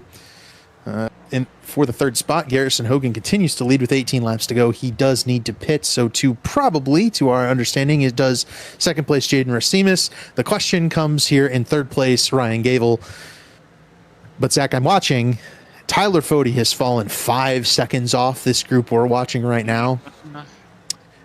I think these guys might be in the danger zone in that case, and Tyler Fode might be the car that we need to be looking out for to save fuel, because this is the more save and conservative heavy line that Fode is taking. You can see he's only 15 seconds or so ahead of Daniel Falkingham with 17 laps to go, and he's going to be losing about a second a lap.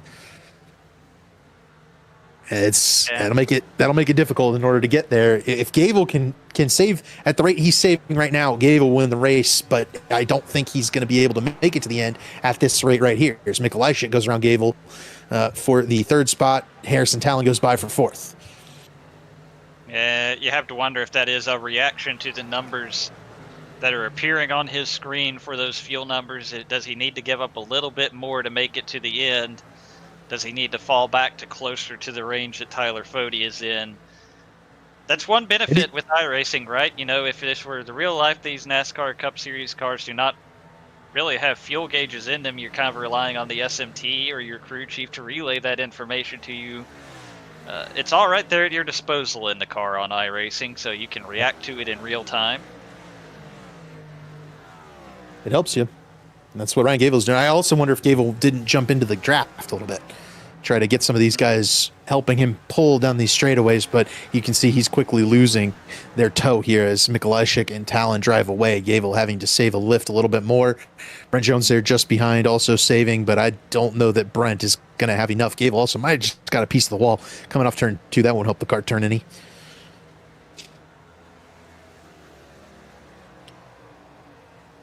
Tyler Fode's last lap was a 54 flat. Falkingham was a 52.2. 2 seconds a lap, 11 seconds between them. Falkingham will be there in 5-6 laps.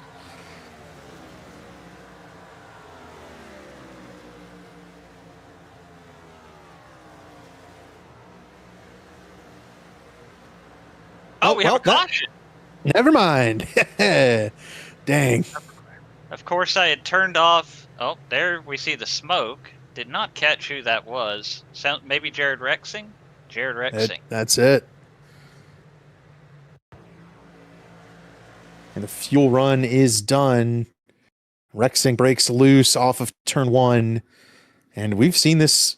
This is almost an identical incident to Jesse Racimus earlier in the race.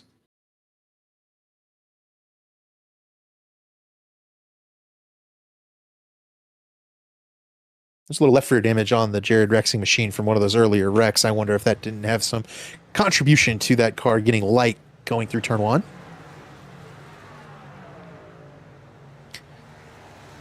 Well, now what do you do? That's a great question. That is a great question because I imagine with this caution, there might be some of these guys that could definitely make it to the end of a regularly scheduled race with the fuel saving they've already put together, but you're going to be trying to do so on the older tires. So is it better to pit now and then hope maybe some cautions let you cycle back forward? But then if you put yourself in the mess, you might end up being in the mess. I'm a little bamboozled on this one if I'm the crew chief. I'm not gonna lie, Dave, but I much prefer where the call is black and white from my perspective, right? Just stay out. You know, hope for the best.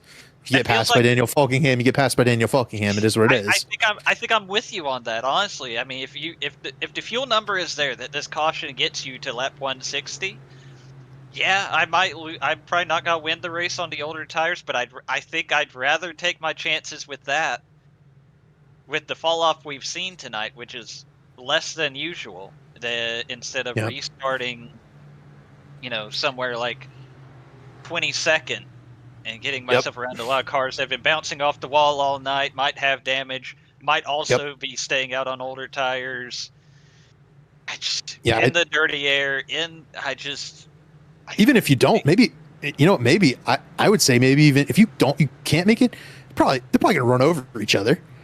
Yeah, stay out. You might get another caution. Or two or three. I think he has one. Garrison Hogan only has one choice here. It is to pit, and we will see him. Yep. Everybody's hitting pit road. All right. There we go. Ryan Gable's staying out. Tyler Fode followed him. Scott Crump stays out. I think that's going to put him third. So those three are the Lake Norman triumvirate are going to stay out and see what they can do on those older tires. We talk about the older tires, obviously, but those guys were not pushing. Those tires are not nearly as worn as other 20-plus lap tires.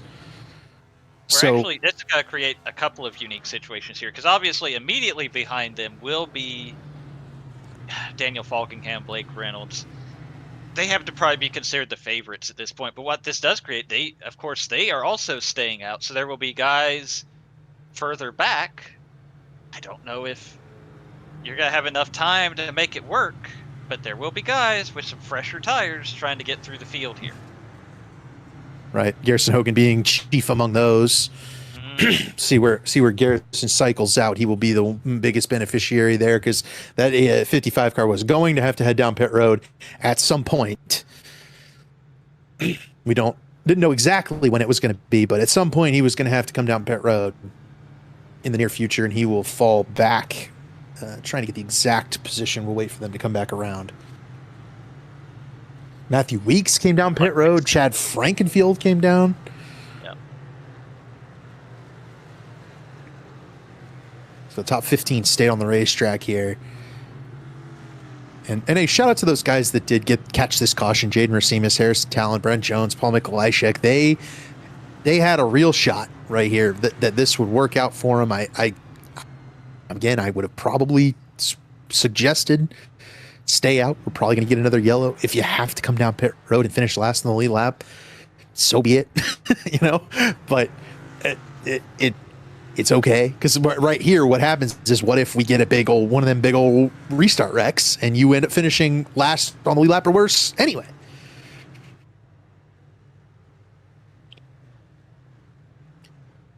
But we'll see what happens with this restart. Obviously, 3 cars, older tires, damage in the case of Scott Crump, potentially also Tyler Fode. You got a piece of the wall on that run. They're gonna fight for it, and if there's one thing we know about these Lake Norman guys, they are not afraid to go for the win, stay out, mix up the strategies. And if Daniel Falkingham can carve his way through, he'll have definitely earned this Brickyard 400 victory, despite dominating the early portion of the race and leading over half of the race. He's still going to have to make some extra moves in order to get this one home. So to re-rack the top 15, I've got top 15 staying on the racetrack. First is going to be Ryan Gable. He'll be the race leader when we get back to it. Tyler Fode restarts second. Scott Crump third. Daniel Falkingham fourth. Blake Reynolds fifth. Gavin Hibbs will restart sixth. Jonathan Cutlip seventh. Ethan Burrell eighth. Ethan Stanley ninth. And Jordan Owens rounds out the top 10. Ryan Borges 11th. Seth Rawls 12th. Justin Vandermarl 13th. I have to skip somebody. Ryan Borges 12th. Seth Rawls 13th. Justin Vandermarl 14th. There we go. Gavin Higgins 15th. Then Garrison Hogan, Mikolajczyk, Racimus, Talon, Jones on tires in front of Weeks, Hosack, Frankenfield, Abbott, Josh Adams, Josh Chin are all the cars on the lead lap.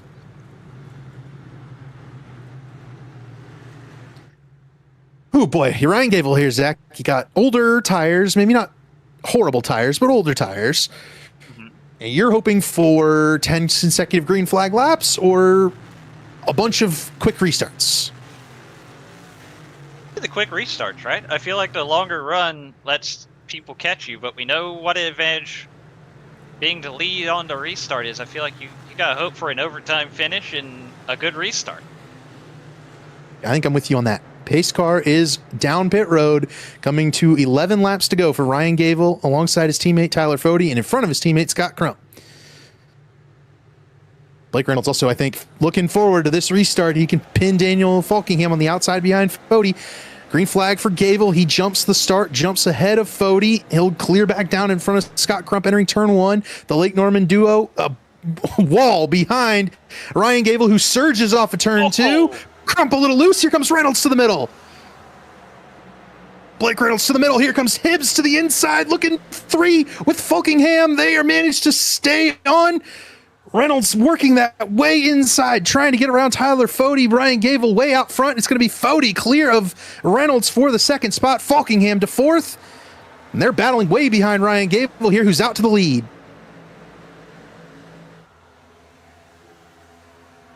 Here comes Reynolds looking to the top. Tyler Fode. We've seen Fode put on some defensive master classes in the past. Can he do it once again? But this time on older tires. Car in the wall. I think it's Scott Crump. They're looking to wreck here down the front straightaway. Reynolds looking to the inside, but the battle is here. It's Eidson to the inside of Crump. Bro, Crump head on into the wall in turn one. Oh, no. Well, I don't know if you got it, David. You called it, David. That's where they were looking for a crash, and boy, they found it in a huge way in turn one with Scott Crump. If I had a nickel for every time a Lake Norman car hit the wall in a way that I would think might very seriously injure a driver, I'd have 2 nickels today, which isn't a lot. Oh my goodness. I mean, that's Casey Kane 2006 level impact. Yeah, I'm sure for Crump, I mean, that overlap was so small that I'm sure the spotter didn't even tell him he was 3 wide, the in-game spotter. But he goes to turn into the corner and gets the right front of Ethan Stanley. Oh man. Just a horrific impact. Man. And, you know, I thought that restart was playing out really well for Blake Reynolds, but he was going to have to go on the offensive there with Tyler Fody, and then this caution is going to eat into the laps they have to try and get around this Lake Norman duo.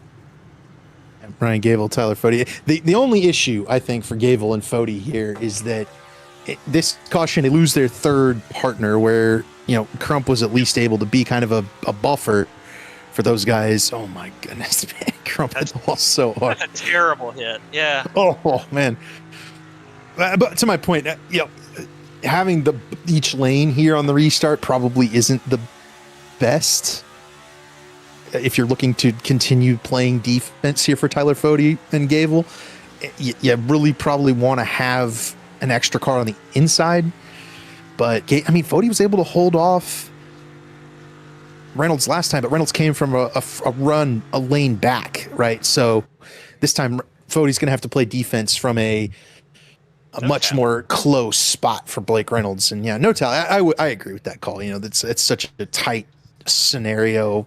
I mean, Stanley's barely inside. I don't think Crump didn't turn across his nose or anything. It's just one of them racing incidents here at Indianapolis.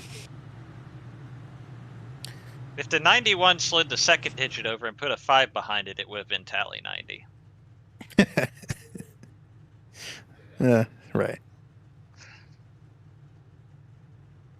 Wow. So this caution, let's see, what we get to the line, I believe we're going to be 1 to green. I could be wrong. Survey says. Nope. Still one more lap. Still on. Yeah. Yeah. So another lap down for Ryan Gable and Tyler Fody. Remember, these guys haven't pitted in a long time. They'd saved fuel on their run, but they're kind of banking on these caution laps. If this thing happens to get into the overtimes, they're going to be really quite close on fuel. Yeah. But I think the caution laps are helping. Judging from the pace Gable was running, I think they're fine if the race does go green. But we mentioned what would they prefer here. I think they're getting their wish to this point. But eventually they're going to have to run 2 consecutive green flag laps, right? Like, is what's going to happen. And that's where holding off Blake Reynolds and Daniel Falkingham is going to be difficult. So, I said a lot of ifs were going to be in a statement earlier tonight. Last caution, Wade Bracey had a wave round. That got him to 2 laps down. Jared Rexing getting the free pass this time. He'll get back on the lead lap. I'm going to go out on a limb here and say Scott Crump will not be rejoining us in this motorsports contest. That's correct, yes. That means if we were to get a caution here and set up an overtime finish, either Mike Goodman or Ray Bracey or Kurt Gibson will be battling for the free pass. Now, granted, that would only get them back to 1 lap down, but if you start getting into those multiple overtime attempts, whoever gets the first one is probably going to get the second one and then be on the lead lap for an overtime restart. Right. That's certainly a possibility, and that should be a battle. I'm sure you guys, you fans at home, will be watching for your favorite amongst those 3, Goody, Gibson, Ray. It'll be a good battle, I think, for it, but that's not one we're going to be able to cover, unfortunately, because we're going to have to stay here at the front of the field. There'll be all eyes on the leaders for us, for sure, this late in the race. But we are noting... Something to circle back on if we do get that caution to see who gets that free pass. And again, here's your view of the end of the race. We're going here to the end, on board with Goody. Yeah. You can't be in the wreck or you won't get that free pass. Right. So there's that also. This race is all about attrition. You know, when you're at the back of the field like that, you have to persevere, but you have to make good decisions, sound decisions. And say you put yourself behind the 8 ball earlier in the race, those guys have either sped on pit road or had issues or whatever, been slower at this point, right? This is where you can kind of change your fortunes, right? Late in the race, change your fortune. We've seen guys in the top 10 right here that have had speeding penalties today, like Trey Eidson, like Ryan Gable. Change your fortune. Find a way to make something happen that is a little bit different, and see if this race doesn't fall your way. And hey, we could wad up a couple more cars. Those guys could pick up a couple more spots, and then that's a few more points down the road when it comes towards playoff time.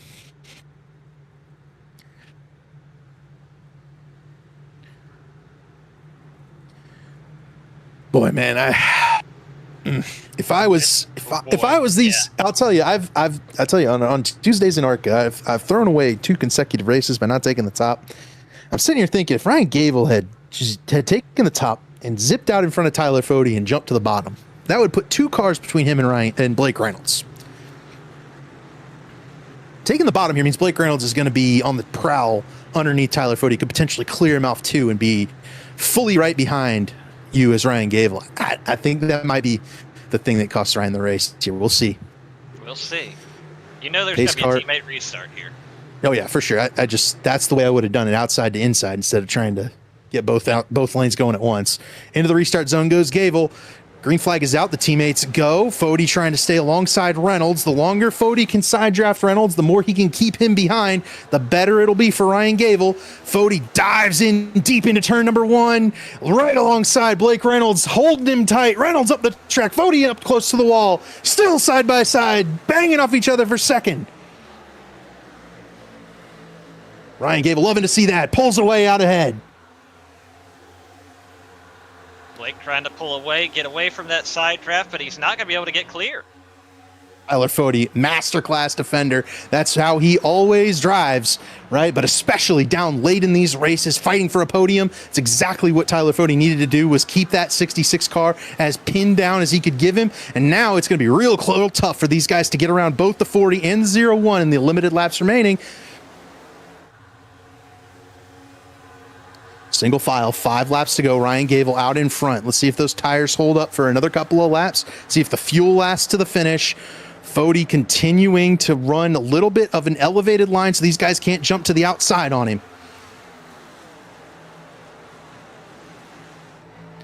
Progress for tires. Garrison Hogan is up in the outside lane, moving forward. He's up to 11th, fighting Ryan Borges right here. That's that first side-by-side battle. Fode blocking Reynolds, going towards turn 3, continues to kind of throw the block. Now Fode's going to be on the outside. Reynolds dives into turn 3. Fode a little bit too far up the track. He'll hold the left rear corner. A little more contact that time, and Reynolds is going to sneak through. Ooh. Oh, Fode, a big piece of the wall. Yep, Fode a big piece of the wall, but that's going to give a huge gap to Ryan Gable. Falkingham gets in behind Reynolds and drafts, pushes Blake Reynolds up closer. And Gavin Hibbs is losing a ton of ground as well. I don't know if he got a piece of it or just had to check up.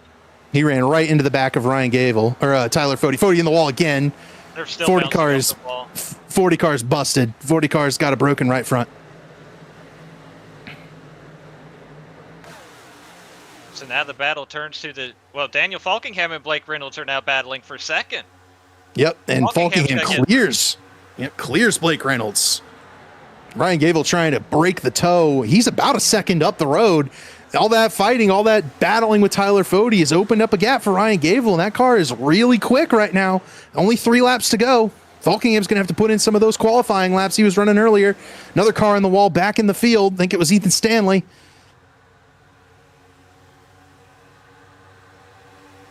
3 wide going into turn 1 between Eidson, Hogan, Vandermarl, Stanley, all at the back end of the top 10. Ryan Gable's trying to stay. Vandermarl around. Matthew Weeks is into the wall. Caution flag is out. Ryan Gable will have to do it again. Big crash in turn 2. Oh, man. Matthew Weeks will not win his 3rd Brickyard 400 in a row. They were trying to wreck there for that spot. I had said before, Ryan Gable probably wanted overtime restart. I think he was in good shape without it now. So right. I don't know if he was. Falkingham made up 0.4 of a second in the one lap. He would have been there on the last lap, and it would have been a dogfight to the end. Yeah, this is up here There with we go. Matthew Weeks. Garrison Hogan. Vandermarl, I think, is the one who's going to kick this off. Unfortunately, that'll be his second tally if Either he does him- get the tally. Well, I don't know. Go ahead and go here, Dave. Yeah. We'll see. I if it is Vandermarl, it's a second tally. That's all I know.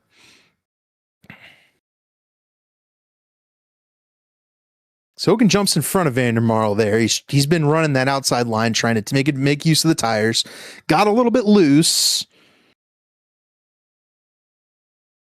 And he got a piece of the wall. Yeah, so it's gonna be on Hogan. And then that collects Matthew Weeks. Jaden Racimus kind of slid in there at the end, right here. Right. Tag. Yep. Tough break for Jaden. He had gotten up as high as second during that long green flag stretch. I thought I heard they set a tally before the caution on Blake Reynolds. Get clarification from Sam when we get a chance. That might have been for the incident with Tyler Fody.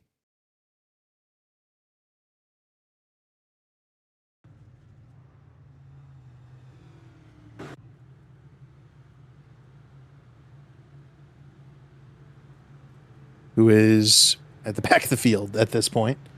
Boy, Zach, Ryan Gable's going to have to make more than 160 laps here. That's going to make it a little close on the fuel number. What was the number we saw Ryan Schold go to? I'm guessing he'll have a similar number in the tank to Schold earlier in the race. Schold made it 50 on the money with the caution laps. And Gable pitted at 115, so maybe he can go to 164, 165.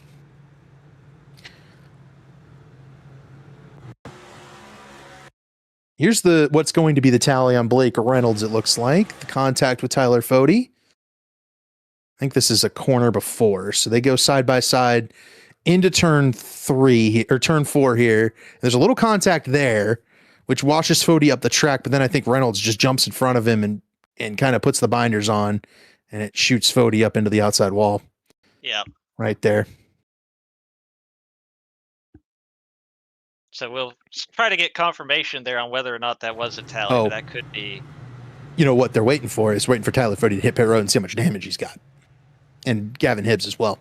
Which is okay. Yeah, sure.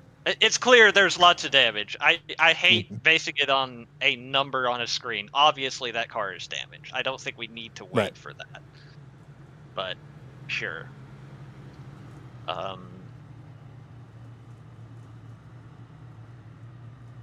Yep, there's the severe damage penalty for Blake Reynolds. I'm certain the voice chat is rather interesting right now. We're getting it in. Nope, that's iRace Control letting us know who was in the other crash. I think we already knew that. Although Tyler Fody was not involved in that crash, it was Vandermarl, Weeks, and Hogan. It's doing its best. And racing isn't no tally for the other. That's fine. I mean, I probably would have leaned towards 55, but if you're saying, well, 54 should have seen that guy was tight, maybe backed off a little bit, not try to stick it 3 wide while he was getting tight coming off the corner.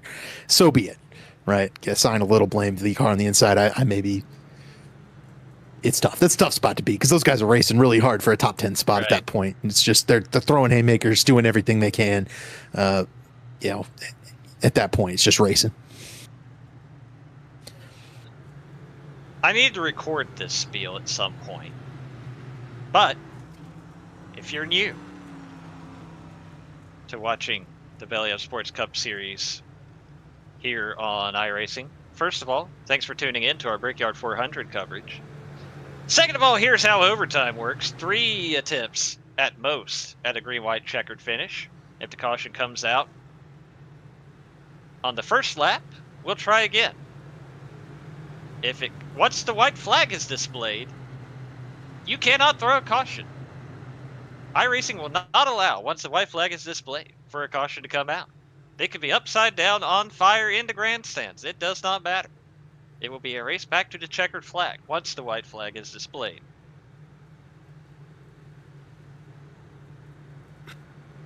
That's it.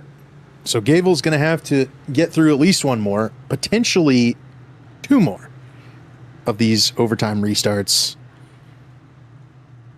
Actually, potentially three more, right? This is just number one. Potentially three. Well, I don't think he can do have it. Three. We could have three. I don't know if Ryan Gable's got to still be the leader if we get to the third one, because I think that he's got to be out of fuel at that point. Right. Yeah. I think it's going to be very difficult, but he'll still most certainly stay on the racetrack. I think until the end here.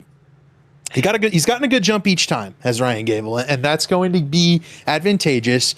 Those two are behind him are faster, but Gable's going to play defense. He's got absolutely nothing to lose here. He definitely wants a good restart, which I'm sure will happen, and for the 39 and the 66 to start racing for that second spot. If he can get that, he's got a shot at this. If one of them gets free, he might be in trouble, Tough. I think. Yeah, gonna be tough. Gonna be tough. It might just have to get the elbows out. We'll see. Ryan Gable's certainly capable of that. Here we go. Pace car heading down pit road for what could be the final restart of the evening. Ryan Gable, the race leader. He's been on the racetrack for a really long time at this point. See if those tires can hold up and the fuel can last. Gable goes extremely early in the restart zone. A good jump, but not a great one. He does pull Blake Reynolds alongside Daniel Falkingham, trying to get those two to race, but Reynolds lets out of it, lets Falkingham get in line in front of him. Kind of exactly what you said didn't need to happen if you're Ryan Gable right there. Oh, and already Daniel Falkingham being into that gap. Ryan Gable's got to try to break that slipstream, take away that slingshot opportunity for Daniel Falkingham. Using that dirty air pretty well, Ryan Gable is. Here comes Falkingham, dives to the inside. Gable slices off the nose of the 39. That's about how you have to do it. Cut that momentum of that car behind. Ryan Gable looking for the white flag. Oh, he's going to need four more perfect corners, just like those last couple. I don't know if he can do it. Let's see if he can. Ryan Gable, the race leader, trying to grab another Brickyard 400 victory. White flag is out. It's a race to the checkered. Falkingham dives inside of Gable. Gable cuts off the nose again on Falkingham. He has to do it. He has to do it. Just going to have to run here out of two, Oh, especially with that block. Gable to the end. Falkingham side by side. Blake Reynolds is going to look three wide for it this time because Blake Reynolds tried to push Gable by. He goes to the inside to push Falkingham. Ryan Gable stuck up on the outside. He's going to have to really defend going into turn 3 this time. Falkingham inside, Gable outside. Gable dives into 3, holds the left rear corner. Out of turn 3, they go side by side again. Ryan Gable's still there. Out of turn 4, Falkingham is going to clear Ryan Gable. Oh, it's going to be so close. Gable tries to block Reynolds, but out of 4, Gable trying to get back to Falkingham. They'll go to the line. Falkingham wins the Brickyard 400 in a thrilling finish over Ryan Gable and Blake Reynolds. Ryan Gable gave it absolutely everything right there. Daniel Falkingham just too good. What a finish. Oh my goodness. Dude, what a run by Ryan Gable, man. I can't wait to talk to him. So close. 1/100th of a second at the end of this thing. Falkingham wins the first 2 full-distance races of the season. Obviously won the Rev Limit Workshop Daytona 500 to start the season. The last time we saw anybody win back-to-back full-distance races, period, was the A season of 2025 when Matthew Weeks won this race in the California 400 at Auto Club. Wow. Fantastic finish by those guys. Tate Lytle already in the driver's chat, upset that Blake Reynolds went to push Falkingham instead of Gable, which I was kind of disappointed myself. I wanted to see if Gable could do it. Finishing up the running order real quick. Jonathan Cutlip comes home in 4th. Ethan Burrell with a top 5 run. How about that? Great run for him. Jordan Owens, P6. Awesome run for Jordan. Trey Eidson finishes 7th. Ethan Stanley 8th. Chad Frankenfield comes home in 9th. An adventurous night for the 15 car, but he will pick up a top 10 finish. Ryan Borges with a top 10 run finishes in 10th there. Paul Mikolajczyk just outside the top 10. Corey Abbott, Gavin Higgins, Josh Chin crashed pretty early in this race with Ryan Gable, comes home 14th. Jared Rexing, he was backwards not too long ago. He comes home 16th behind Gavin Hibbs.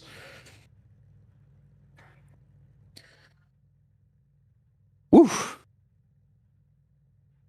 Wait for these guys to get in the booth. These guys like to take their time to get over to the waiting room. The running order there and kind of the race summary on your screen. I wanted to catch this because I believe we get the laps led there. Yeah, Daniel Falkingham leads 121 laps in this race, a very dominant performance, but you wouldn't know it because the way this thing finished out, he really had to work for this race win.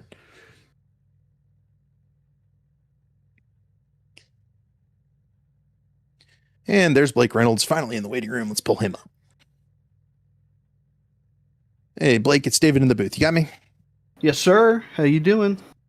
Doing good. Thrilling finish, but you came from way back in the field to even make a run at this thing. Take me through your entire race before that because, man, you were on a tear through the field, finally got up close to the front and just couldn't quite get there at the end. Yeah, just I wish I had gone green. I had a slight overcut because I think it was like a lap 3 or 4 yellow. And I topped off on fuel. And the overcut, just because of how close the lap time was, when you got that clean air finally in your nose, it just took off. So I think we had 2 green flag fuel runs there before that string of cautions. So each time I was gaining like 2 or 3 seconds between when the last person pitted and when I would pit. So it was pretty sick. I was just kind of moving up the field there, and I think I could have gotten to the top 10 to get stage points for stage 2. But yeah, I barely got home in time for this. I got caught in traffic. So my first lap, I did like half a lap in qualifying, and then I had to ask like, oh, what steering, what master cylinders do I use? Like right as I hopped on the grid. So, but I like this track. It's one of my favorites, and I'll always look forward to it. Unfortunate we could not go green to the end. I mean, we did go green to the end, but I'd like to see a little bit more green flag. One of those was my fault, I guess. I got hooked up with Fody there. I just tried to gas it, and we got caught together in the air, and then he got the wall when I was trying to steer off of him. So apologies, Fody. I think my teammate Gavin Hibbs got caught up in that too, so unfortunate there. Apologize to him too. And what else happened? I mean, I got 4th in stage 2. I know that. I was surprised. I got lucky. I exited the pits and that caution came out. Yeah, definitely an eventful night, and especially coming off, not really or not at all being on track with us at Autodromo Hermanos Rodriguez last week. Yeah, I missed that. So definitely very fortunate that you were able to make it in time after with the early start. So definitely strong finishes with that one miss aside that kind of works as your drop week. Now we go to the dirt, the high banks of Bristol covered in dirt next week. How do you feel going into that one? I like that. I noticed on these driver cards that Fody does, everyone has a dirt oval set and I don't. So I'm looking forward to actually getting one. And yeah, I'm curious how I'll do. When Coke went there that one year, I finished 4th, and I am not a dirt racer, so I wasn't sure how I did that day, and if I run well the next week, I'm not sure how I'll do it then. So a lot of unknowns, but I look forward to it. I like some dirt racing, I like me some late models. And obviously, you missed the race last week, but look, we just kind of looked forward, but obviously you got the dirt race next week. How are you going to be on dirt, Blake? We know you're good everywhere else, but dirt's another wild card in there. So what's it going to be? I'd say like hopefully a top 10. And I think that's all I can give you. I don't know. All right. Depends on how the setup is. Depends on how the setup is, man. These next gens are like, I'll just say they're kind of trash on dirt. Like the Gen 6 is much better. The Xfinity car, the truck, they're all much better. This thing is trash on dirt. It is like we're racing a Mercedes GT3 car on dirt, which we pretty much are. So, we'll see how the setup is. I'm curious. A lot of builds have happened since then, since the dirt tire. came out. So we'll see if that's even up to dev. The terrifying thing is you include the Xfinity car or the B car on that list. It doesn't even have dirt tires. So what are we doing? It does. Oh, does it have dirt tires? In iRacing, it does. Oh, I didn't know. That's news to me. There was we've raced them without the dirt tires before. So really, okay. I was told when all that dirt Bristol stuff was coming out that the B car did get dirt tires. Interesting. Anyway, Because enough ARCA car got it about too. stuff people don't care about because we're not running that car on the dirt. Who do you have to thank on this finish tonight? Well, that'd be Track Racer Simulation for sponsoring Channel 199 Sim Racing, Racecraft Academy for my coaching, and Drink Machine Works, my secondary sponsor, and shout out to my teammates for also running well in this race. I don't know where Paul finished. Let's see where he finished. 11th. Yeah. There we go, Paul. You know, he had an unfortunate Rotopro race. He had the race won, but he went on the green flag. Before the green flag on the pole. So, unfortunate for him. Yeah, you can't do that.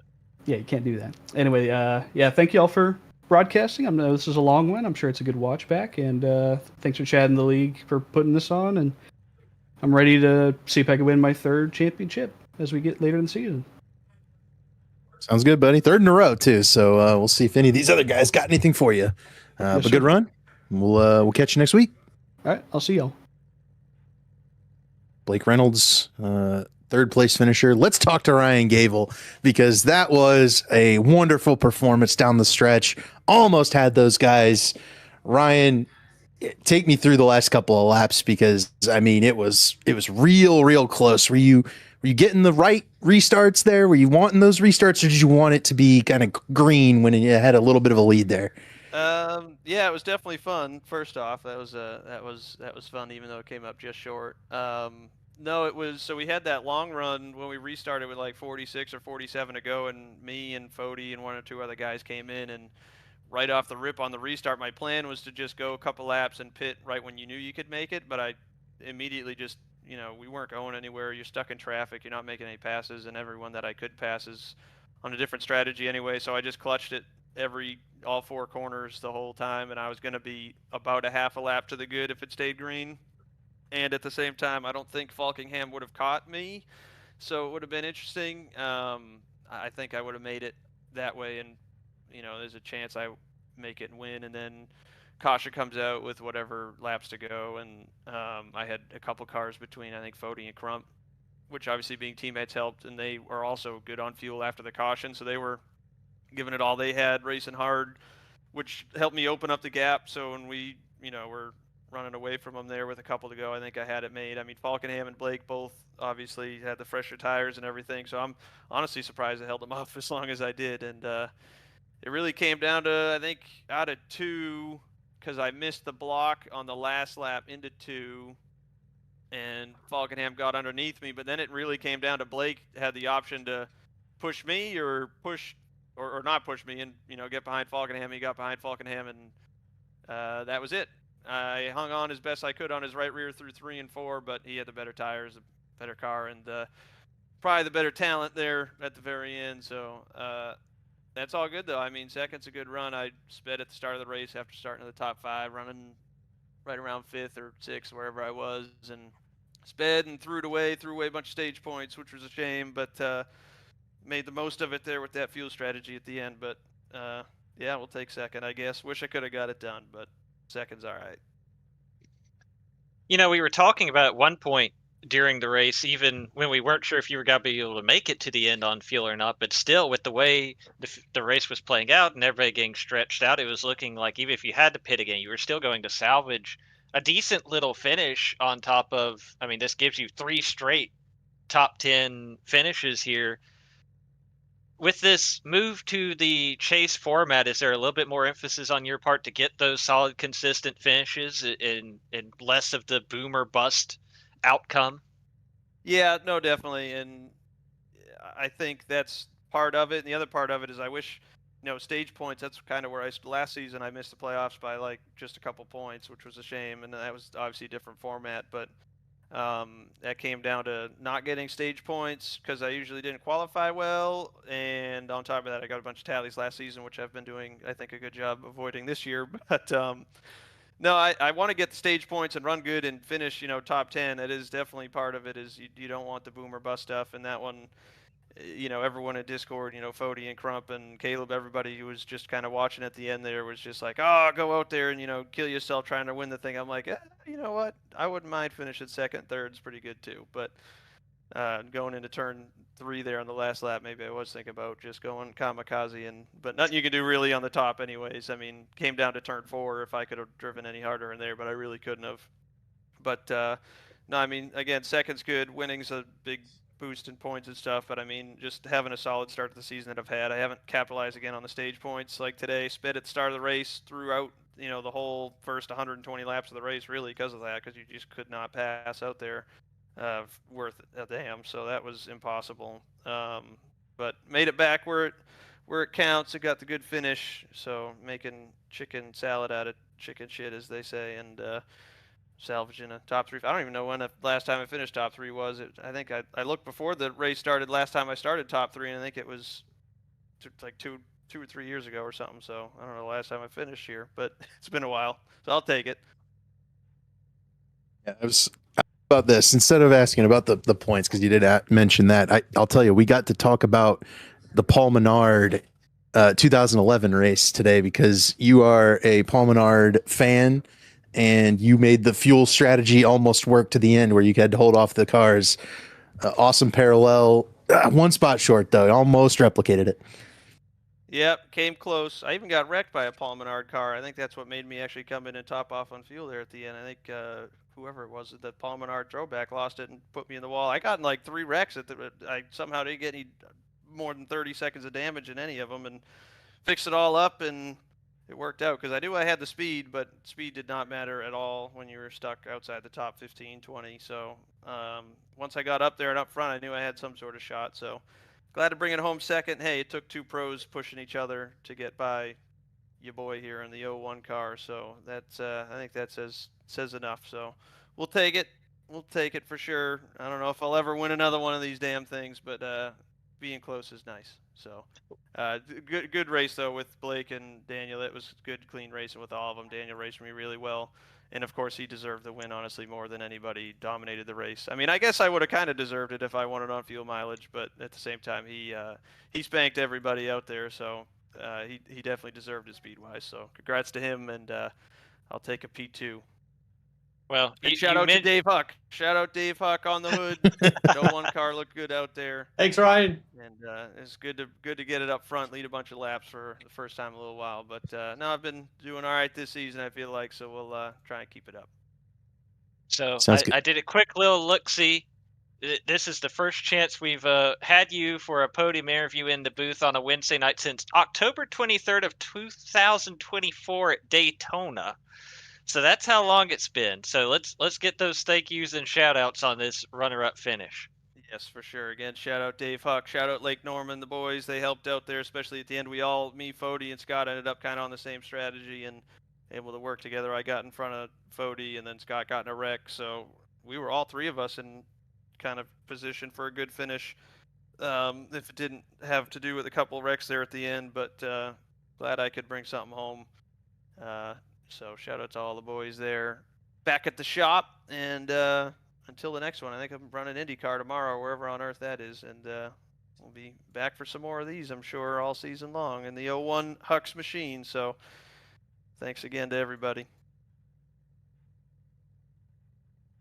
Well, thank you, Ryan, and great run out there, and hopefully we'll see you next week on the dirt. That's right, on the dirt. Hey, maybe I get a top 3 there. Bring home another one for the 9 to 5ers. That's right. So good luck, Ryan. We'll see you next week. Bring Daniel Falkingham to the booth and talk to the race winner a little bit. And I know it's been a long one, Daniel, but thanks for waiting for us. And a good win. Take us through that battle, though, because it was not as easy as it looked early on in the race.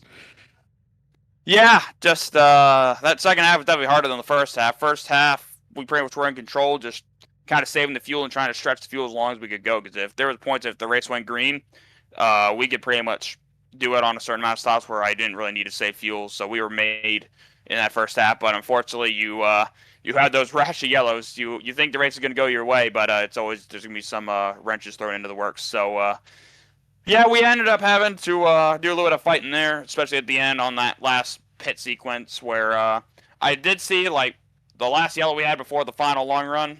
I knew like it was doable, but I wasn't going to give up that track position because if we have like another immediate yellow, then everyone's going to pit. And if I decide to pit, yeah, there's so many scenarios going to happen. But thankfully, it played out to where we could challenge for it. I wasn't sure if they were going to make it if that went green all the way, but the restarts I really wish we didn't have because I would have liked to see that play out and see if we had gotten it. But with how many races I've thrown away the last couple of weeks, I was not going to lose another one on a race where I feel like we should have won on merit anyway. So definitely had to do some work there on those last GWCs, and shout out to Gavel, man. He put up a heck of a fight, and I wasn't going to hit him for it because I felt like I had enough grip where if I could just get him offline, I could get around him. That's what we did. So huge props to Gavel for making that strategy work because of how hard it was to pass all night, especially at the end with how tight the track got as the race went on. So but yeah, props to Gavel for a heck of a fight there at the end, and glad we could race clean for it.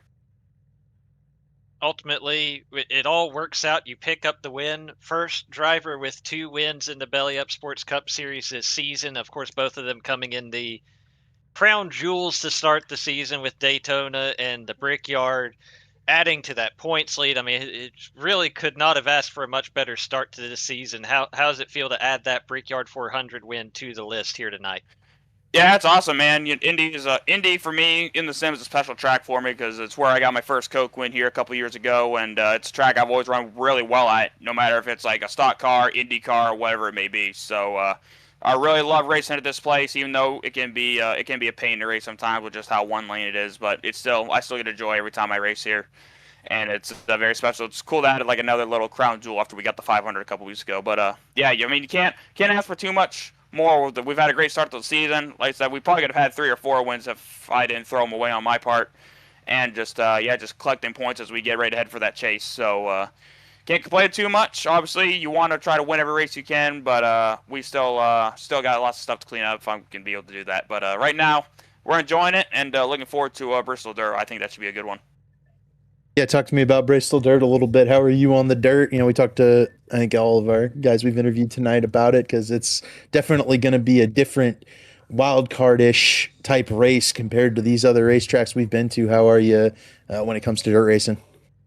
Yeah, I wouldn't say I'm the greatest at it, but because I don't really race it too much. But when we race at Dirt Bristol, I always feel like I can get around pretty good there. I know I did a league race there with this car a couple years ago, and I ran really well. So hopefully we can carry some of that success. I know there's been a lot of changes over the years to the car and stuff, so I don't know how it's going to react on the dirt with this current build. But we'll see what happens. I'm still looking forward to it. It's going to be a different kind of race than we are normally accustomed to. So that kind of challenge is what I'm looking forward to, and hopefully we can try to go get another win, try to keep building our points. And before we let you go, who do you have to thank on this Brickyard 400 win tonight? Yeah, just shout out to Chad for all he does putting this league on. It's always a good time to run over here. Shout out to you guys broadcasting. Shout out to Belly Up for sponsoring the series. Shout out to also the guys I was running with, Blake, Stanley, so many other guys, Garrison, John, Paul, and so many other guys. Josh Chin as well. We run into so many people, I'm forgetting their names. But shout out to all those guys. Big shout out to Blake there for letting me down that restart to give me a chance at it because I was after that the second to last restart, I was trying to help him win because he got the track position over me on those late restarts. But thankfully he let me down that last restart to give myself a fighting chance. So shout out to them boys. Shout out to you guys broadcasting, and shout out to everyone watching. It's been a good time. Thank you, Daniel, and congrats on the win. And hopefully we're talking to you again next week. I appreciate it, David. Thank y'all.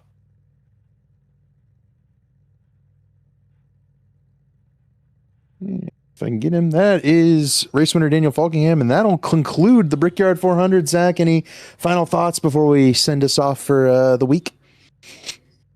Well, I think Ryan Gable really kind of touched on the dichotomy there, right? Because on one hand, I think there was a small part of us where let me rephrase that. It's certainly in the field of competitors, especially the elite regulars, there was a large contingent of people hoping Ryan Gable could, quote unquote, hold off the pros, win one for the people who have been part of elite for such a long time, especially in a crown jewel race, and snap a winless streak that dates back to 2024 at Circuit of the Americas for Ryan. But at the same time, you hate to see a guy lead 121 laps in a race like this and not get the win also. I think either way, you have to be pretty content with how this race played out. In the end of the day, it's Daniel Falkingham, the dominant car all night, picking up the win. But, man, what could have been for Ryan Gable? Yeah, it's tough when you've got guys that talented, working against a guy who's, he shows up out once a week and goes and races. It's a tough spot for him to be in, and Ryan gave it everything he had. Hopefully, it was a really great finish for everybody. I certainly enjoyed finishing that race. I'm excited for Bristol Dirt because these guys have been putting on good shows week in and week out, and that should be a really exciting conclusion to kind of a wacky group of tracks that we have here going, and then we'll hit Iowa where things kind of go back to normal. So should be a fun time. Please do join us. Thank you for tuning in tonight. Please do come back next week, and everybody have a good night.